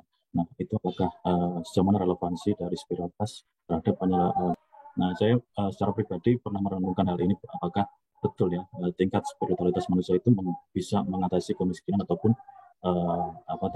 kebodohan misalnya. Saya mohon maaf, saya mungkin ada sedikit mempunyai mungkin Ibu tanggapan Ibu memberikan pelurusan ya. Saya mengatakan bahwa sejauh kita bisa bisa selaras dengan hukum-hukum yang berlaku, entah itu dalam proses pencarian mata pencarian ataupun untuk proses keilmuan, maka kita akan mendapatkan hal itu, mendapatkan kepandaian, mendapatkan katakanlah keberhasilan dalam mata pencarian. Jadi spiritualitas itu punya jalan tersendiri bahwa sebagai sebagai pakar dari proses pencarian ilmu pengetahuan dan mata pencarian itu sendiri, dan juga sebagai bentuk pertanggungjawaban manusia terhadap Tuhan ya. Tapi dalam hal nanti penghilangan dari kebodohan itu putus Alfa. Betul putus ya? Ya, saya tidak mendengar suaranya tuh. Putus memang. Apakah saya yang sinyalnya jelek? Putus, nggak dengar juga. Memang putus ya? Oke. Ya udah kalau gitu ganti si Ani dulu. Ani dulu aja. Ya, terima kasih atas waktunya. Ya. Salam. Alhamdulillah bisa ketemu kembali dengan sekarang. Di sini saya ingin bertanya, memang jelas sekali menurut saya sehingga saya juga cukup kesulitan untuk mencari pertanyaan. Dan di sini yang ingin saya tanyakan ketika berbicara tentang psikoanalisis, kemudian behavioristik dan psikologi pendidikan mendidik atau aliran psikologi yang banyak digunakan dalam dunia pendidikan. Sedangkan ketika kita dalam implementasinya di dunia pendidikan, penekanannya itu lebih banyak ke behavior, butuh ada pembiasaan dan sebagainya pada diri individu yang akhirnya itu menjadi berpengaruh ketika di proses berpikirnya atau cara berpikirnya ketika dia sudah dewasa kayak gitu. Nah, sekiranya agar bisa mengintegrasikan antara ilmu psikologi yang pemikiran barat dengan psikologi Islam dalam dunia pendidikan. Karena kan ketika kita membicarakan atau beberapa literatur atau referensi yang lebih mendukung tentang keilmuan psikologi itu lebih banyak psikologi yang ilmu barat. Sedangkan psikologi keislaman itu cukup susah digalinya. Ya, silakan. Kemudian pertanyaan kedua, nah kita juga mengenal tadi dikenakan oleh Ibu Sekar ada antologis, kemudian epistemologis, aksiologis, menangani dan menjadikan standarisasi antara ilmu pengetahuan barat dengan ilmu agama Islam. Tetapi kemudian ketika dalam keilmuan atau secara ilmiahnya atau terjadi standarisasi, tetapi kemudian ketika kita menerapkan di masyarakat itu, sebagian besar masyarakat ketika dia itu mendapati sebuah permasalahan mistisnya atau lebih cenderung pada budaya adat-adat istiadat yang ada di sana, sehingga kita mungkin kurang bisa mengimplementasikan itu sendiri. Ya, Jadi sabun. itu saja. Oke. Mana ini pendukung saya ya? Pak Wiwi, Ardi, Maat, dibuka Dahri. jendelanya. Ada Mas Dahri itu, Oh Dahri. iya, Dahri. Ayo dibuka jendelanya. Oh, ini Ardi lagi makan paling ditutup. Saya yang harus menjawab ini. Tolong dijawab. Ayo, Pak Wiwi mau menjawab atau Maat atau Ardi atau Dijawab dulu Dahri? baru didukung. Oh. Uri ini pendukungnya ini enggak setia Kalau ini. pendukung itu Oke, dijawab yang oke. bantah, Bu. Izul maaf tadi. Buzzer itu Ya, istilahnya. oleh Anda menjawab pendukung saya ini nanti dibantah oleh pembantah, gitu harusnya ya. gitu ya. Oke, karena ini pendukungnya mendukung setelah dijawab, jadi ya saya jawab dulu deh. Oke, Izul tadi Anda putus Iya, Bu. ya, jadi dialihkan ke Ani ya. Oke, jadi maaf dialihkan. Tadi pertanyaan saudara Izul, ya terus terang aja ya, sebenarnya saya itu saya dengan Anda itu masih sama-sama belajar tentang psikologi Islam ini ya. Saya guru besar, tapi guru besar saya psikologi agama itu terus terang sudah mapan ya, sudah established. Tapi psikologi Islam itu sama dengan Anda semua, termasuk pandangan saudara Izul ya. Jadi memang masih tentang bentuknya yang ideal itu seperti apa ya. Ya, saya setuju ya dengan Anda, bahkan mungkin lebih dari itu. Kalau bagi saya sebenarnya kan Islam itu tidak terus kemudian Quran hadis ya, karena alam semesta ini kan juga ayat kauniyah. Jadi penelitian ilmiah selama itu objektif ya. Jadi mungkin kalau istilah Anda tadi menyebutnya Islam itu hanya sebagai ruang yang luas sebagai referensinya, ya itu tadi ya. Jadi ada di Quran hadis, ada juga di ayat-ayat nafsiyah dan seterusnya. Ya, saya setuju ya. Cuma yang ada sekarang ya, mungkin Anda juga. Anda kan dari psikologi kan? Bukan. Psikologi kan? Ya. Oh, saya kira psikologi tadi sepertinya, karena tadi kurang jelas caranya. Ya, jadi Islam itu kan masih sangat ketat, itu bersumber dari Quran hadis saja, tapi itu pun mohon maaf belum sebagaimana yang disarankan Punto ya, untuk melalui sebuah proses. Sekali buku-buku yang mengklaim sebagai psikologi Islam, tapi itu isinya itu masih berupa istilahnya kalau orang IAT itu menyebutnya tafsir maudhu'i ya, tafsir tematik. Jadi belum menjadi perkembangannya sekarang seperti itu ya. Jadi ya memang seharusnya seperti pendapat Anda itu, dan saya kira pendapat Anda itu ya sama dengan pendapat Kunto ya. Jadi kita harus menghadapkan dengan istilah Kunto itu ayatun bayyinah, fenomena empirik ya.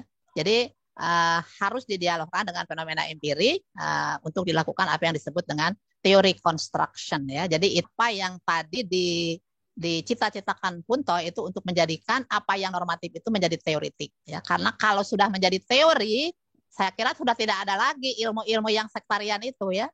Jadi teori Islam, ini teori Kristen nggak ada. Teori itu untuk semuanya ya. Itulah yang dimaksud dengan rahmatan lil alamin ya. Saya di pidato pengukuhan saya juga mengangkat itu ya. Jadi kalau kita mau sebagai yang rahmatan lil alamin, maka mau tidak mau dia harus berbentuk teori ya. Tidak seperti sekarang ini, belum teori. Sekarang ini ada yang tafsir maudhu'i, ada juga yang baru istilahnya, tapi kok lama sekali ya, ini dari tahun 1970. Oke. Itu yang pertama. Kemudian transpersonal ya. Transpersonal ini sebenarnya perkembangannya antara lain sampai kepada sekarang yang kita kenal dengan SQ loh ya. Jadi spiritual question itu sebenarnya ada. Saya kira SQ itu kan juga sudah, kalau Anda tadi menanyakan sejauh mana dia sudah memecahkan masalah, sebenarnya kan itu sebagai upaya juga untuk dalam rangka untuk memecahkan, namun ya sama dalam perkembangannya itu juga belum sepopuler kecerdasan lain ya, belum sepopuler IQ, belum sepopuler EQ.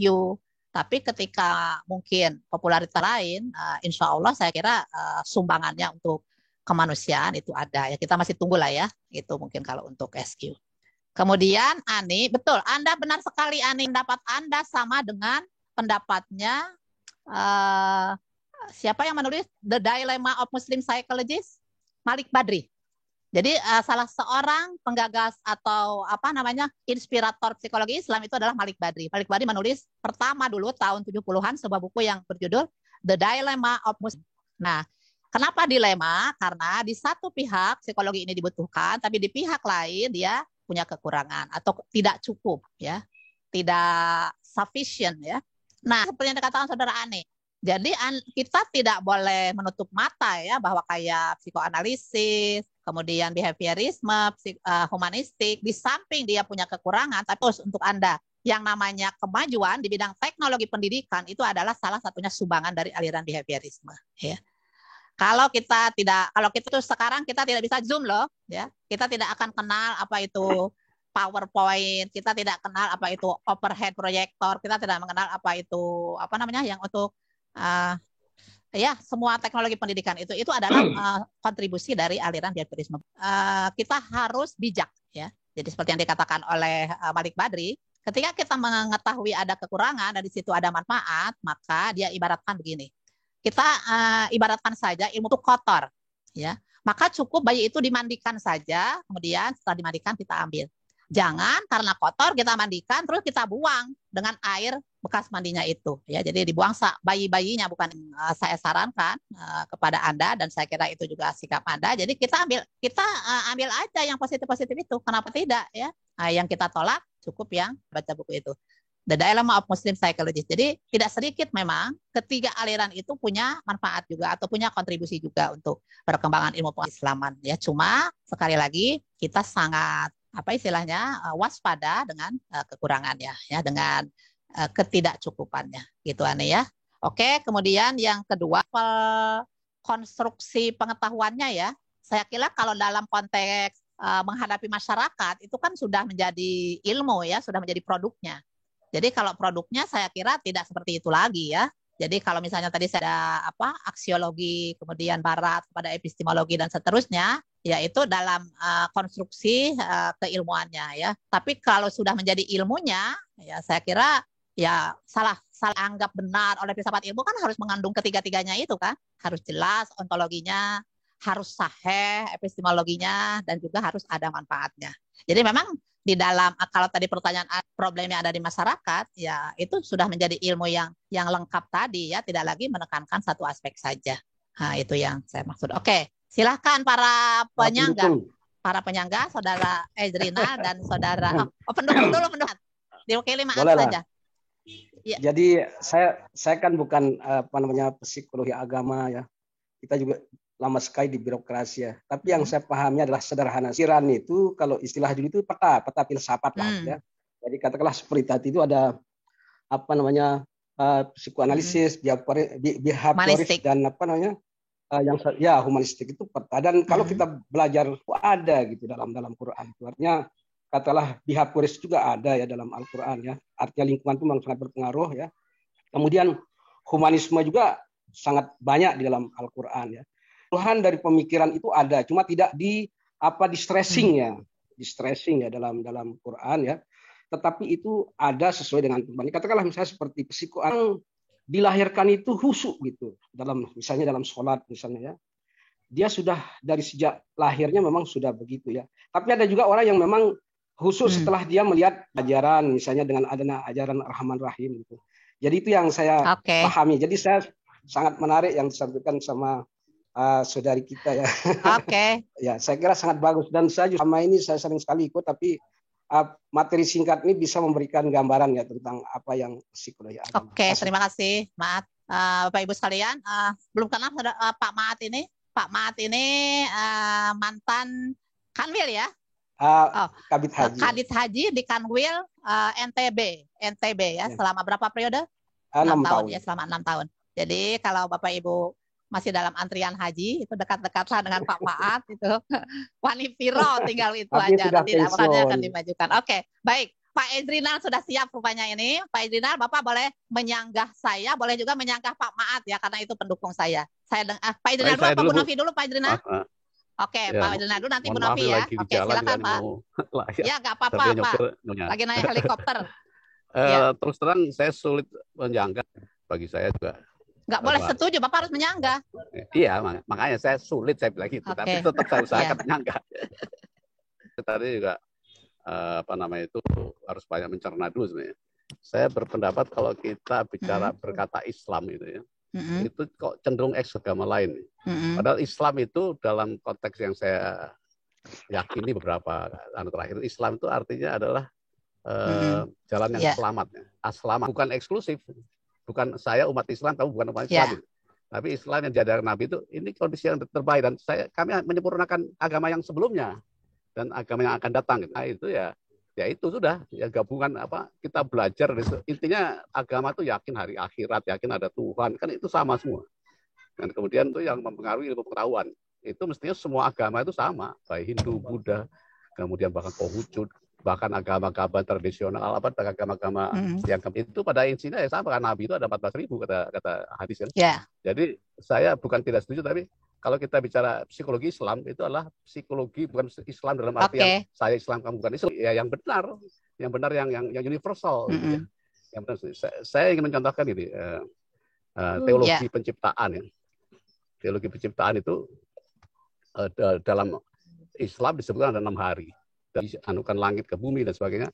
Sehingga kita kalau dengan itu, saya 40 tahun lagi dulu saya berpendapat sampai sekarang saya berpendapat itu. Penciptaan itu ada 6 hari itu suatu yang pengetahuan yang baru yang Thomas Kuhn ya. Thomas Kuhn itu kan antara lain bukan menyalahkan ya. Revolusi berpikir yang tadinya Newtonian ya. Newtonian itu awalnya kan bumi itu ada dari relativisme Einstein bahwa bumi ruang dan waktu itu satu kontinum.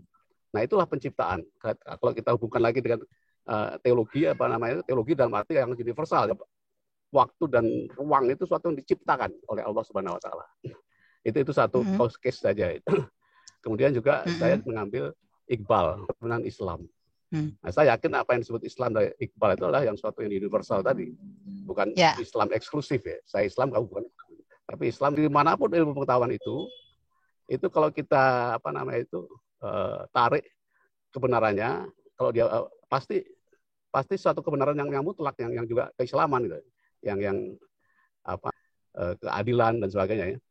Jadi dasar-dasar agama secara umum kan manusia itu yang altruistik baik, itu kan dasar-dasar yang harusnya menjadi dasar ilmu pengetahuan yang kita bangun. Kalau kita ke Allah juga, itu namanya Islam.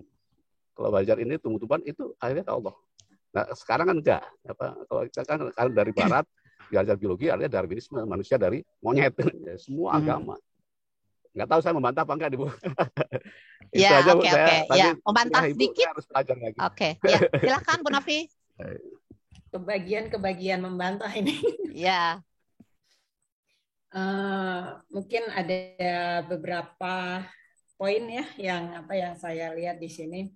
Yang pertama mungkin di Mbak Anik mengenai teorinya Freud dan Watson. Ini sebetulnya jadi pertanyaan buat saya gitu ya, ketika masa lalu gitu kemudian ditentukan oleh lingkungan. Karena kalau saya sendiri saya meyakini bahwa manusia itu memiliki kehendak bebas gitu. Jadi bahwa manusia ditentukan oleh masa lalu ya. Tapi dia juga bisa menentukan gitu apakah masa lalunya itu menghasilkan lebih buruk, tidak seperti yang disebutkan Freud tadi gitu ya. Itu yang pertama gitu. Begitu juga dengan dengan Watson ya, bahwa manusia ditentukan oleh lingkungan gitu. Dia juga manusia juga bisa lingkungan yang buruk itu bisa membuat dia manusia sendiri yang menentukannya gitu. Itu yang pertama, Bu Super. Kemudian yang kedua, saya agak sedikit tertarik mengenai sejarahnya psikologi agama ini ya. Tadi disebutkan dunia gitu Kak, karena di situ tidak bisa tidak bisa menangani lagi masalah kejiwaan gitu di suasana perang dunia itu gitu. Nah, ini jadi satu pertanyaan saya masalah kejiwaan. Jadi asal mulanya psikologi agama ini sudah jadi pertanyaan ya. Kenapa agama tidak bisa menjawab mengenai masalah kejiwaan, saya jadi bertanya-tanya gitu. Kenapa juga kalau misalnya asal mulanya psikologi agama seperti itu, kenapa di Islam harus ikut tadi yang disebut sama Pak Ezrinal mengeksklusifkan diri gitu dengan psikologi Islam gitu kan? Yeah. Karena kalau buat saya sendiri kalau masalah kejiwaan mengikuti alurnya dari psikologi agama kalau dilihat dari sejarahnya tadi gitu ya. Ya kita juga udah tahu ketenangan gitu. Al-Quran itu seharusnya memberikan semua jawaban ketenangan gitu, terutama masalah kejiwaan itu ya. Itu ya. Ini mungkin saya agak sekuler gitu ya kalau misalnya melihat antara ilmu pengetahuan dengan lihatnya harus dipisahkan antara proses untuk menggali ilmu pengetahuan, mempelajari ilmu pengetahuan dengan ilmu pengetahuan itu sendiri. Ketika sudah jadi ilmu pengetahuan, ketika mempelajari ilmu pengetahuan, itu saya merasa itu harus bebas nilai. Gitu. Jangan dipengaruhi oleh nilai-nilai.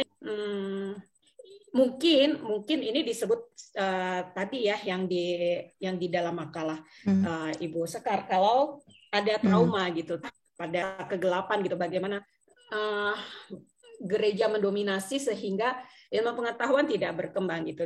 Dan saya khawatirnya memang seperti itu, gitu. Dipisahkan dari nilai-nilai, ya dia tidak akan pernah jadi gitu. Dia akan banyak mendapatkan hambatan-hambatan. Ketika ilmu pengetahuan itu sendiri itu kalau menurut saya setelah jadi ilmu pengetahuan itu setelah menjadi sebuah teori gitu, ya baru kita sampaikan dengan nilai-nilai yang ada. Itu 3 poin itu, Bu Sekar. Oke. Terima kasih Bu Novi. Oke. Ayo Dahri dijawab Dahri. Loh, ada pendukung saya ini. Ini ada yang menyangkal ini Pak Ezrinal dan Bu Novi, dijawab oleh pendukungnya dong. Oh iya, bisa. Ini maaf pendukung saya nih. Oke, silakan. Iya, jadi kaitannya dengan bebas nilai ya. Saya belum pernah dalam penghayatan saya ya ada satu teknologi yang bebas nilai.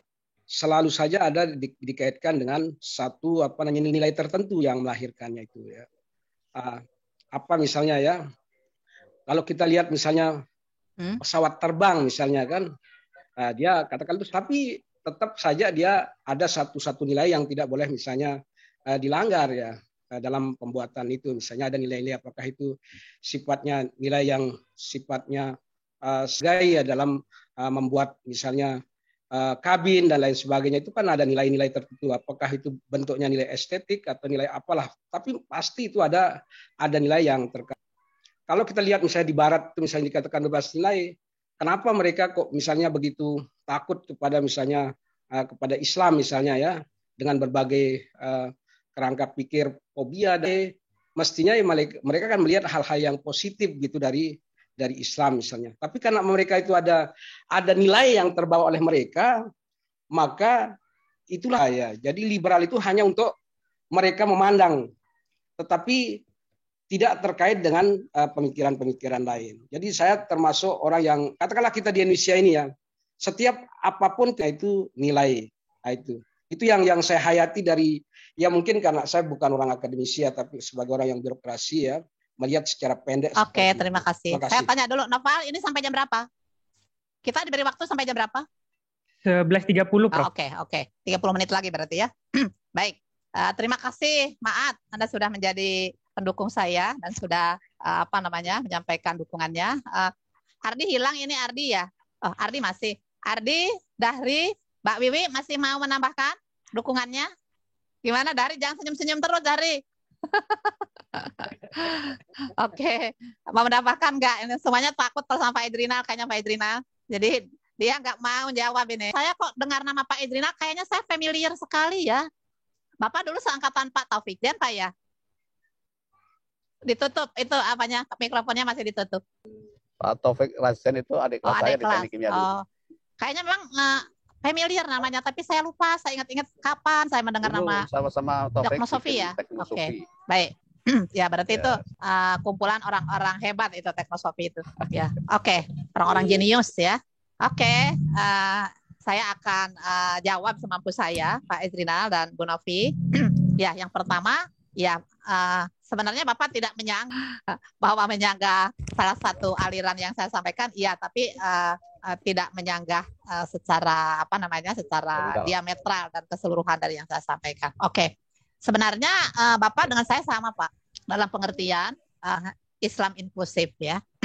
Jadi yang pertama ya yang disebut dengan Islam ya itu tidak kemudian istilahnya ya pokoknya apa yang ada di bukunya Budi Gunawan Rahman lah, Islam pluralis itulah ya. Jadi berlandaskan masih ada satu sumber lagi ya yang tidak boleh kita tinggalkan, yaitu ayat-ayat kauniyah ya. Dan saya kira kalau semua sumber wahyu Tuhan itu kita gunakan, kalau menurut hemat saya itu dengan sendirinya akan menjadikan kita tidak lagi menjadi eksklusif ya. Karena misalnya ketika kita memahami ayat qauliyah dengan mempertimbangkan atau dengan menggunakan pendekatan-pendekatan ilmu pengetahuan ya, maka itu tentu akan menjadi sangat kontekstual, akan menjadi sangat sahih liku. Artinya itu mohon maaf, artinya itu tidak seperti pandangan orang-orang konservatif ya. Jadi yang kalau konservatisme itu kan bahwa Islam itu harus dipahami sebagaimana Islam ketika dulu lahir ya, atau Islam salam ya. Meskipun sekarang mereka juga menolak modernisasi dan seterusnya karena itu tidak dilakukan oleh Islam salam. Saya kira mungkin itu yang membawa Islam kepada eksklusifisme itu salah satunya ya. Tapi saya kira kalau Kif ya punya pandangan yang terbuka, luas, dan saya kira ini bukan tanpa alasan ya. Kita kan dulu mencapai puncak keemasan kebudayaan Islam, peradaban Islam itu kan karena keterbukaan kan. Kalau kita tidak belajar dari filsafat Yunani, tidak belajar dari politik masa kejayaan itu ya. Jadi paradigma Islam itu adalah sebenarnya paradigma yang terbuka. Jadi tidak ada alasan kita untuk kemudian menolak keilmuan sana sini ya, barat dan seterusnya ya. Kalau istilah Profesor Mukti Ali itu, yang penting kita kritis ya. Jadi kalau kita itu menggunakan saringan ya dengan sikap kritis kita, maka tidak ada yang namanya ilmu yang berbahaya, itu nggak ada ya. Ambil saja ya. Karena apa? Karena katanya semua ilmu itu adalah wisdom itu bahasa Arabnya apa? Wisdom. Apa bahasa Arabnya wisdom itu? Hikmah. Hikmah yang hilang. Jadi kan dalam sejarah dulu kan kita pernah jatuh, ketika Baghdad jatuh, terus ilmu pengetahuan supremasinya berpindah ke barat, berbagai sumber ilmu ke barat, proses penerjemahan di sana ya, dan segala sesuatu kemudian barat menjadi menjadi jaya, menjadi maju ilmu pengetahuannya. Jadi tidak menutup kemungkinan kalau kata Profesor Mukti Ali kan itu dari hasanah Islam juga ya, dalam artian yang mungkin kemudian melalui karena prosesnya tidak kita yang mengkonstruksi, tapi orang lain yang mengkonstruksi, maka mungkin kelihatannya sepertinya kita tidak mengenal. Ya, semua ilmu itu pelajari. Yang penting kita mempelajarinya dengan sikap kritis. Ya. Jadi, insya Allah kalau dengan sikap kritis, maka tidak ada yang berbahaya ya semua ilmu itu. Nah, jadi kita terbuka karena sekali lagi buka ya. Saya sangat setuju dengan Kunto itu yang menggunakan istilah itu Kunto ya, Kunto Wijoyo. Jadi itu. Dan dengan paradigma terbuka itu pula, maka saya kira yang akan mengantarkan kita kepada Islam yang inklusif itu ya. Jadi tidak ada lagi mina minhum ya. Nah, itu tapi yang ada adalah kita ya. Jadi itu yang saya setuju dengan Pak dengan Pak Edrinal ya. Sebenarnya jadi Pak Edrinal sebenarnya kuat ya. Ya, kalau sekarang psikologi Islam itu sebagaimana yang saya sampaikan tadi, memang seperti itulah sementara ini ya. Makanya saya juga melakukan kritik ya di pidato pengukuhan saya. Seperti itu, maka mungkin tidak akan pernah jadi psikologi Islam ini menjadi rahmatan lil alamin ya. Jadi satu-satunya kalau ingin menjadi rahmatan lil alamin itu harus menganut paradigma terbuka ya. Harus menganut paradigma terbuka, termasuk terbuka terhadap perkembangan keilmuan barat ya, tentu saja dengan melakukan filterisasi tadi ya. Nah, sementara ini kan tidak. Coba kalau Bapak Ibu lihat sekarang buku-buku psikologi Islam itu ya, tadi saya katakan ya, tafsir maudu'i ya, tafsir tematik ya. Jadi kalau tadi Pak Edrina mengutip Thomas Kuhn ya, jadi sebenarnya kenapa ada psikologi Islam itu kalau kita melihatnya dari proses revolusi ilmu pengetahuan itu karena para psikolog Muslim itu menganggap terlalu banyak anomalinya ya, sehingga perlu dilakukan perubahan paradigma atau shifting paradigm ya. Sebenarnya apa yang mereka lakukan secara filsafat keilmuan itu sudah benar ya. Paradigmnya itu mungkin yang saya tidak tahu ya, ya mungkin kalau paling tidak menurut hemat saya sampai saat ini ya, tidak tahu nanti akan kekurang terbukaan ya terhadap hasanah ilmu pengetahuan yang lain. Saya kasih contoh karena saya dari studi agama-agama ya, selain psikologi Islam saya juga mempelajari beda dengan psikologi pastoral perkembangannya ya. Psikologi pastoral itu pertama dia sudah secara resmi diakui oleh psikologi sendiri sebagai aliran psikologi yang ilmiah ya. Jadi kalau sekarang ada yang disebut dengan psikologi lintas agama dan budaya ya, maka psikologi pastoral itu juga sebuah psikologi keagamaan ya. Jadi beda antara psikologi agama dan menyesuaikan diri ya. Sehingga sekarang mereka begitu banyak digunakan ya karena keterbukaannya itu, sehingga banyak orang yang menjadi sangat fleksibel untuk digunakan oleh siapa. Jadi sekali lagi kalau psikologi agama itu memang lintas agama Pak ya. Jadi kalau psikologi Islam itu kan masih terkait atau psikologi yang mendasarkan dirinya pada teologi Islam. Begitu pula psikologi pastoral yang didasarkan pada teologi Kristen awalnya. Tapi karena psikologi pastoral itu menerjemahkan kekristenan itu dengan sangat luas, sebagaimana tadi Pak Idrian menerjemahkan Islam dalam konteks yang sangat luas, maka sangat maju ya, sangat pesat, bahkan bisa saya katakan. Nah, beda yang terjadi dengan psikologi Islam. Nah, kalau menurut hemat saya, bukan karena saya bidangnya psikologi agama, tapi sebenarnya kalau kemanan kita menggunakan psikologi sebagai seorang muslim, psikologi agama sudah mencukupi kalau menurut hemat saya ya. Karena psikologi agama itu jelas bukan psikologi yang ateis, maka di situ agama itu tentu diakui eksistensinya ya, keberadaan Tuhan diakui, bahkan bukan cuma diakui ya, dan seterusnya. Jadi kurang apa lagi ya. Cuma bedanya ya dia bisa digunakan oleh siapa saja, saya kira malah itu kelebihan kalau menurut saya. Jadi orang Kristen bisa menggunakan psikologi agama tanpa kehilangan agamanya dan seterusnya.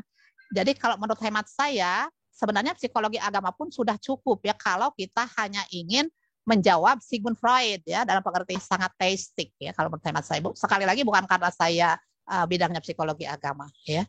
Oke, tapi mungkin psikologi seperti psikologi Islam, psikologi Kristen, psikologi Hindu dan seterusnya itu juga diperlukan, cuma menurut hemat saya mungkin itu hanya dalam konteks konseling ya. Kalau konseling kan itu harus kembali ke nilai agamanya yang deskriptif, psikologi yang ilmiah, psikologi yang yang kepribadian dan seterusnya. Itu saya kira kalau menurut hemat saya itu psikologi agama sudah cukup. Itu sudah kalau sekali lagi kalau sudah masuk kepada psikoterapi, konseling dalam pengertian psikologi klinis, mungkin itu dalam batas tertentu itu diperlukan ya. Tapi saya tidak berdasarkan itu ya, cuma mungkin dalam batas tertentu diperlukan. Tapi tidak untuk yang psikologi yang umumnya ya, maksudnya itu yang bukan klinisnya ya. Saya kira itu psikologi agama sudah cukup. Agama dan psikologi agama ini juga ya karena lintas agama maka dia sangat inklusif ya. Dan selain daripada itu dengan psikologi agama ini juga kita tidak kemudian jatuh menjadi psikologi yang ateistik, yang sekularistik. Psikologi agama sudah bisa menjawab ya. Bahkan kita bisa menjadi religius tanpa sektarian ya, tanpa kita harus sektarian kalau psikologi. Pertemuannya atau persamaannya saya dengan Pak Edrinal ya. Oke, Iqbal juga saya setuju ya. Kemudian Bu Novi ya tadi memang bukan cuma Bu Novi ya yang mengkritik Freud, saya kira semua orang mengkritik dia ya. Terlahir dalam keadaan buruk, kemudian sekali dia dalam keadaan buruk dia tidak bisa menjadi baik dan seterusnya ya. Itu sebenarnya bukan hanya karena berbeda dengan hadis Nabi atau berbeda dengan kan. Secara kenyataan betul seperti yang dikatakan Bu Novi tadi, manusia itu kan berubah ya. Bahkan justru tidak sedikit kita menemukan manusia-manusia yang dulunya mungkin dia lahir atau mungkin kecil dalam keadaan yang serba kekurangan atau mungkin bahkan juga dalam suasana yang penuh krisis dan seterusnya, tapi malah menjadi orang besar. Itu kan tidak sedikit yang seperti itu ya. Saya kira contoh yang paling dekat ini ya. Itu dulu kan saya baca buku riwayat hidupnya itu. Dia itu kan lahir dari bukan hanya orang miskin, tapi orang yang sangat miskin ya, pinggiran. Sehingga masa kecil dia itu sampai dia SMA, orang tuanya dari satu kontrakan ke kontrakan lain yang itu hanya bisa mengontrak di bantaran sungai. Ya. Karena di tempat lain itu tidak bisa, karena mahal. Jadi dia selalu terusir gara-gara ada ya pindahnya ya tetap di bantaran sungai itu ya. Jadi toh yang dulu untuk hidup saja tidak bisa keluar dari bantaran sungai, toh juga sekarang bisa jadi presiden ya. Atau saya kira banyaklah tokoh-tokoh yang begitu. Artinya bahwa manusia itu memang berubah. Jadi sangat tidak tidak beruntung atau malang, kemudian dia selamanya akan menjadi orang yang malang ya. Jadi bukan hanya tertolak secara norma ya, secara keilmuan atau secara pun itu tertolak. Jadi sebenarnya mudah sekali kalau untuk menjawab Freud itu ya. Sama Watson juga sama ya, behaviorisme. Kan behaviorisme itu dalam aliran psikologi kemudian dijawab dengan aliran kognitif ya, itu dipengaruhi lingkungan, tapi jangan lupa dia tidak kemudian distimulus itu merespon, tapi masuk dulu ke dalam pikirannya, masuk dulu ke dalam otaknya ya, terjadi dulu ya. Kalau dalam proses penalaran itu dia menolak, ya dia tidak kemudian menjawab atau merespon stimulus itu ya. Jadi tergantung dari bagaimana proses penalaran dia melakukan proses penerimaan terhadap stimulus ya, tapi melalui sebuah mekanisme di mana otak itu juga ikut berperan, yaitu antitesa terhadap pemikiran behaviorisme ini ya, aliran kognitif. Jadi oke, kemudian ya momentum psikologi dari dari sudut pandang studi agama-agama. Ya, betul yang dikatakan Bu Novi, saya kira bukan cuma punya konsep bahwa agama itu memang way of life ya, sehingga dia bisa menyelesaikan berbagai permasalahan manusiawi. Jadi kalau waktu itu dikatakan bahwa para agamawan itu angkat tangan ya, gampangannya, saya kira mungkin karena waktu itu situasinya kan luar biasa ya. Kan Perang Dunia Kedua itu kan seperti merupakan tragedi kemanusiaan ya. Jadi dampaknya sangat luas, kemudian yang bersifat fisik, kemudian kerusakan alam, tapi juga psikologis ya, bahkan kemanusiaan ya. Jadi mungkin karena sangat masif dan sangat besar problemnya, sehingga para agamawan itu menjadi itu ya, agama adalah solusi bagi semua problem kemanusiaan. Tapi mungkin dalam keadaan yang luar biasa seperti itu ya, maka agamawan juga menjadi tidak mampu ya, dan salah satu yang menjadikan mereka tidak mampu misalnya gini, yang dulu sebelum mereka belajar psikologi, jadi mereka kan hanya memberi solusinya itu dengan menasehati secara teologi. Jadi dia mengutip ayat-ayat kitab suci, kemudian itu mungkin masih bisa didengar dan masih bisa manjur untuk situasinya yang normal ya seperti sekarang. Tapi dalam keadaan krisis yang betul-betul berat, terganggunya itu bukan cuma karena gangguan yang kecil-kecil, mungkin kalau sudah sampai paranoid atau skizofrenia, saya kira itu agamawan sudah nggak bisa. Itu pasti harus ada tindakan-tindakan yang sifatnya psikologis dulu. Nah itu yang kalau psikologi itu kan kadang-kadang selain dengan teknik yang sifatnya psikologis, dia juga pakai tindakan-tindakan ya. Mungkin diberi obat penenang ya, bikin suasananya menjadi awan dulu. Oleh karena itu maka mereka juga merasa perlu untuk belajar psikologi ya. Cuma ketika dia belajar psikologi, celakanya yang dipelajari adalah psikologinya Sigmund Freud ya. Yang itu janganlah, maka kemudian lahirlah psikologi agama ya, psikologi yang kemudian menerima atau mengakui eksistensi dari agama, karena mereka belajarnya dari psikologi itu yang pertama adalah Sigmund Freud, dan Sigmund Freud mereka belajar dari Sigmund Freud, maka lahir kemudian psikologi agama. Coba seandainya mereka tidak belajar psikologi yang bertentangan dengan agama, mungkin sampai sekarang psikologi agama tidak ada ya, disguise-nya ya. Jadi itu Bu Novi, jawaban dari saya. Oke, sekarang terakhir tugasnya si Noval. Noval, Anda punya contoh lain? Anda kan tugasnya pemberi contoh nih. Contoh lain mungkin yang lebih bagus dari silakan. Pak Samsul sama Bu sama Pak Mirza. Yang memberi contoh. Oke, silakan. Silakan. Pak Samsul dan Pak Mirza. Siapa dulu? Pak Samsul, Pak Mirza dulu silakan. Pak Mirza saya sudah lihat, tapi oke, Pak Samsul ada. Iya, Pak Samsul dulu silakan. Nanti habis ini Pak Mirza. Ya silakan Pak Samsul. Bismillahirrahmanirrahim. Baik, Bapak Ibu sekalian. Terdengar. Suara saya terdengar, Bu? Ya, alhamdulillah. Ya. Saya mencontoh berbeda ketika anak kecil, anak balita ingin es krim dengan orang remaja atau dewasa ingin es krim. Ya. Nah, jadi perkembangannya itu perbedaan pemikiran baik psikologi maupun secara humanisme. Ya, manusia itu berubah. Dan contoh lain, dulu kalau kita masih SD, ya saya waktu itu tidak ada TK, langsung SD. Dulu guru kami mengatakan kalau di dalam kelas nggak boleh makan, nggak boleh minum. Sehingga kebiasaan itu saya sampai sekarang mengajar pun ya nggak merokok. Kebiasaan merokok dihilangkan waktu ngajar, kebiasaan makan dihilangkan waktu belajar. Nah, dan contoh lain ada dosen kami dulu di perbankan syariah, ya Bu. Jadi seharian kuliah terus dari jam 7:30 sampai maghrib kuliah. Nah, ada kebiasaannya merokok di kelas. Nah, dia duduk di atas meja sambil merokoknya Marlboro. Ya, alhamdulillah pelajaran seperti itu kok berbeda ya. Kalau sebelum di kelas sampai sekarang, ya Mbak, saya perokok, saya tidak berani makan atau merokok di kelas. Ya.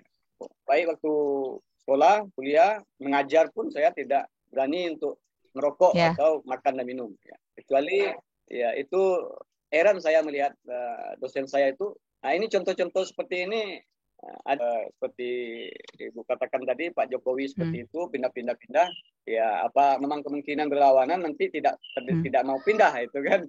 Nah, tidak mau pindahnya seperti itu. Bercanda. Nah, jadi contohnya seperti itu. Banyak contoh-contoh yang kalau kita lihat dalam Al-Qur'an atau hadis ya. Contoh kefitraan manusia ya kita bawakan ke humanistik ya bisa juga ke betul ya teks menghendaki konteks tapi tidak semuanya juga yang bisa yang melalui nas Al-Quran dan Sunnah itu selalu dipahami dengan hanya teks ya itu menurut saya tapi kontekstual sosial humanistik harus dikembangkan. Terima kasih Pak Samsul ya Pak Mirza silakan. Ya terima kasih atas waktunya Prof. Ya jadi ini saya ingin menambahkan sedikit tentang apa yang tadi disebut sebagai Islamisasi. Jadi dalam pemahaman saya itu ada memang bisa diislamisasikan. Ya pada dasarnya yang bisa diislamisasikan itu dalam rumpun ilmu sosial dan humaniora. Misalnya tadi ekonomi Islam atau perbankan Islam, lalu psikologi Islam, pendidikan Islam, kan semua alam misalnya. Apakah ada selama ini kita menemui guru besar matematika Islam kan belum ada ya. Lalu biologi Islam, fisika Islam itu kan mungkin nggak mungkin sekali. Jadi itu ilmu sosial dan humaniora itu sebenarnya membangun paradigma. Ya. Jadi bisa saja ilmuwan sosial itu bisa jadi lebih ateis daripada ilmu alam. Karena begini, yang disebut membangun ilmu alam itu tidak istilahnya tidak memiliki banyak tafsir. Jadi bisa dikatakan sebagai rigid atau nilai-nilainya atau epistemologinya itu berlaku secara universal ya. Jadi kalau kita Muslim misalnya, mereka mengembangkan ilmunya itu tidak memiliki kepentingan untuk melabelkan agama di situ. Misalnya Ibnu Sina itu kan ya murni ia mengembangkan ilmu kedokteran, teologi dari Yunani. Kan memang tidak ada kepentingan apakah ini nanti ini saya labeli dengan Islam kan nggak begitu ya. Jadi bisa dikatakan sebagai bebas nilai dan bisa saja diberi nilai ada batasan-batasannya ilmu sosial dan humaniora karena di situ aksiologi bisa bermain ya. Terima kasih Pak Mirza, terima kasih Pak Samsul. Mudah-mudahan dengan tambahan contoh ini menjadi semakin jelas ya. Saya hanya merespon sedikit saja. Ini waktunya tinggal 8 menit lagi, sedikit saja. Saya kira apa yang disampaikan Pak Mirza, ya. Jadi Pak Kunto itu kan tidak sepenuhnya setuju dengan islamisasi ilmu pengetahuan itu, ya. Itu tergantung ilmunya, ya. Ilmu yang sosial humaniora, ya mungkin, ya. Tapi yang namanya ilmu alam itu kan objektif kan. Bukankah Islam itu sesuai dengan hukum alam, dengan sunatullah? Jadi betul yang dikatakan Pak Mirza tadi. Jadi kalau psikologi, mungkin kalau ekonomi, politik itu ada unsur keterlibatan manusia itu ikut andil dalam konstruksi ilmunya. Jadi itu mungkin yang bisa menyebabkan Islam dan tidak Islamnya hasilnya ya. Tapi kalau ilmu alam itu kan tidak ya. Dia kan ya seperti apa sih bedanya matematik Islami sama dengan 2? Kalau yang tidak Islami apakah yang Islami menjadi tidak 2? Kan tidak ya. Jadi karena alasannya ya kalau kata Kunto ya dan saya kira benar itu karena memang ilmu pengetahuan alam itu sudah dari sesuai dengan sunatullah ya jadi sudah tidak perlu diislamkan lagi ya Nah, itu yang apa? Jadi saya setuju ya dengan yang disampaikan oleh Pak Mirza tadi, dan itu juga sudah dikutip sebagai komentar Islamisasi ilmu pengetahuan. Ya, mohon maaf ada satu lagi aspek yang mungkin ini saya kira Bapak Ibu mungkin silahkan di UIN Sunan Kalijaga ini akan berubah, IAIN akan berubah menjadi UIN tahun 2004 momentum penandatanganan SK-nya, tapi mulai dari tahun 2000 sampai 2004 Amin Abdullah itu menggodok paradigma keilmuannya ya, yang sekarang dikenal dengan integrasi interkoneksi. Saya masih ingat betul ya, dalam satu seminar Pak Amin mensosialisasikan ide integrasi interkoneksi ini, terus saya kemudian membahas Pak Mukti Ali. Dari dulu saya sudah belajar dari Pak Mukti, yang namanya pendekatan itu harus interdisipliner. Itu kan bedanya, apa sih bedanya dengan interdisipliner? Saya bilang, pertama itu. Kemudian yang kedua, yang namanya integrasi interkoneksi ini, kalau saya lebih jelas, kalau saya memahami pohon ilmunya Pak Imam Suprayogo, Win Malang, itu sudah jelas sekali. Terus apa? Saya masih ingat betul ketika istirahat Pak Amin memarahi saya habis-habisan. Masa kamu nggak paham? Beda lah. Beda kata Mukti Ali dengan saya. Beda. Itu kan udah berapa puluh tahun yang lalu. Nggak sama. Tapi sampai sekarang juga saya tidak mendengar ya di mana bedanya itu nggak disampaikan. Nah, cuma yang kedua ada kata-kata gini ya. Kalau pohon ilmu itu tanpa keterlibatan ilmu-ilmu lain itu bahaya. Itu akan jadi fundamentalis gitu. Itu yang saya ingat. Sekarang saya baru paham kenapa Pak Amin Abdullah itu tidak setuju dengan Islamisasi ilmu pengetahuan ya.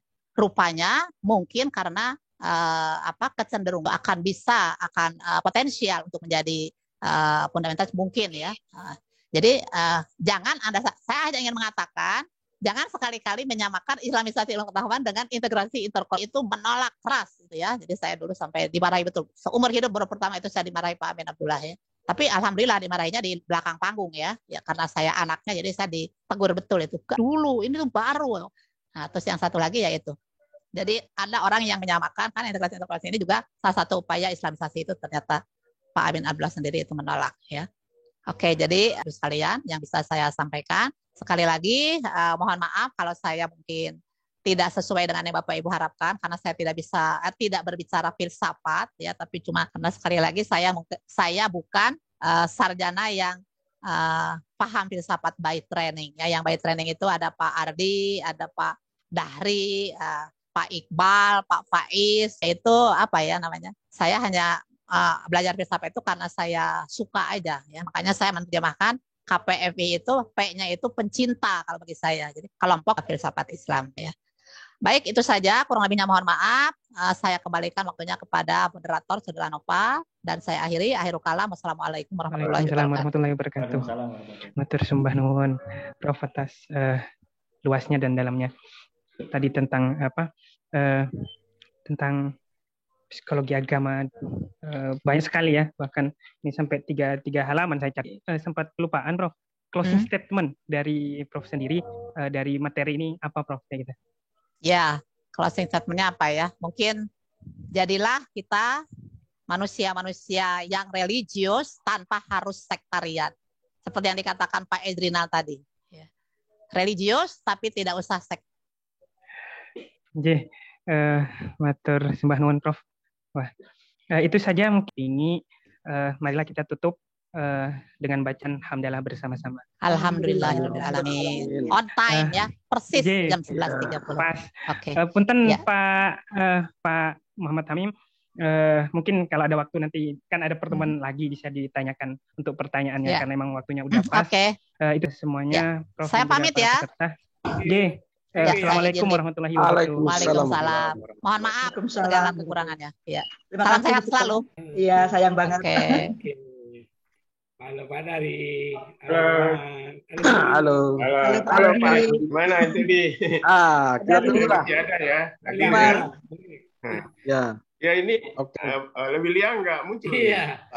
Tadi mohon maaf saya sedang siap-siap tadi. Oh iya. Yang awal tadi. Oke, sip. Karena laptop ini bermasalah. Nah, saya masuknya sama Oke, Pak. Oke, sip. Ya. Salam semua. Wassalamualaikum. Sering kurang waktunya bahkan ini, Pak. Iya, Mas Rafa. Biasanya sampai jam 12 kurang seperempat gitu sekarang. Tak puas-puas ya Pak. Karena dari narasumbernya top ini Pak. Narasumbernya temanku. Enggak. Pendukung ya Pak Adi. Jadi mau bertanya juga nanti. Nanti tanya sama dia. Pribadi. Iya. Domelin sama Mbak Yani. Ya mohon undur diri Pak. Oke. Juga mau naik. Ya Mas Adi, Mas. Oke. Apa tadi? Selesai ya. Ya. Oke. Ya, assalamualaikum.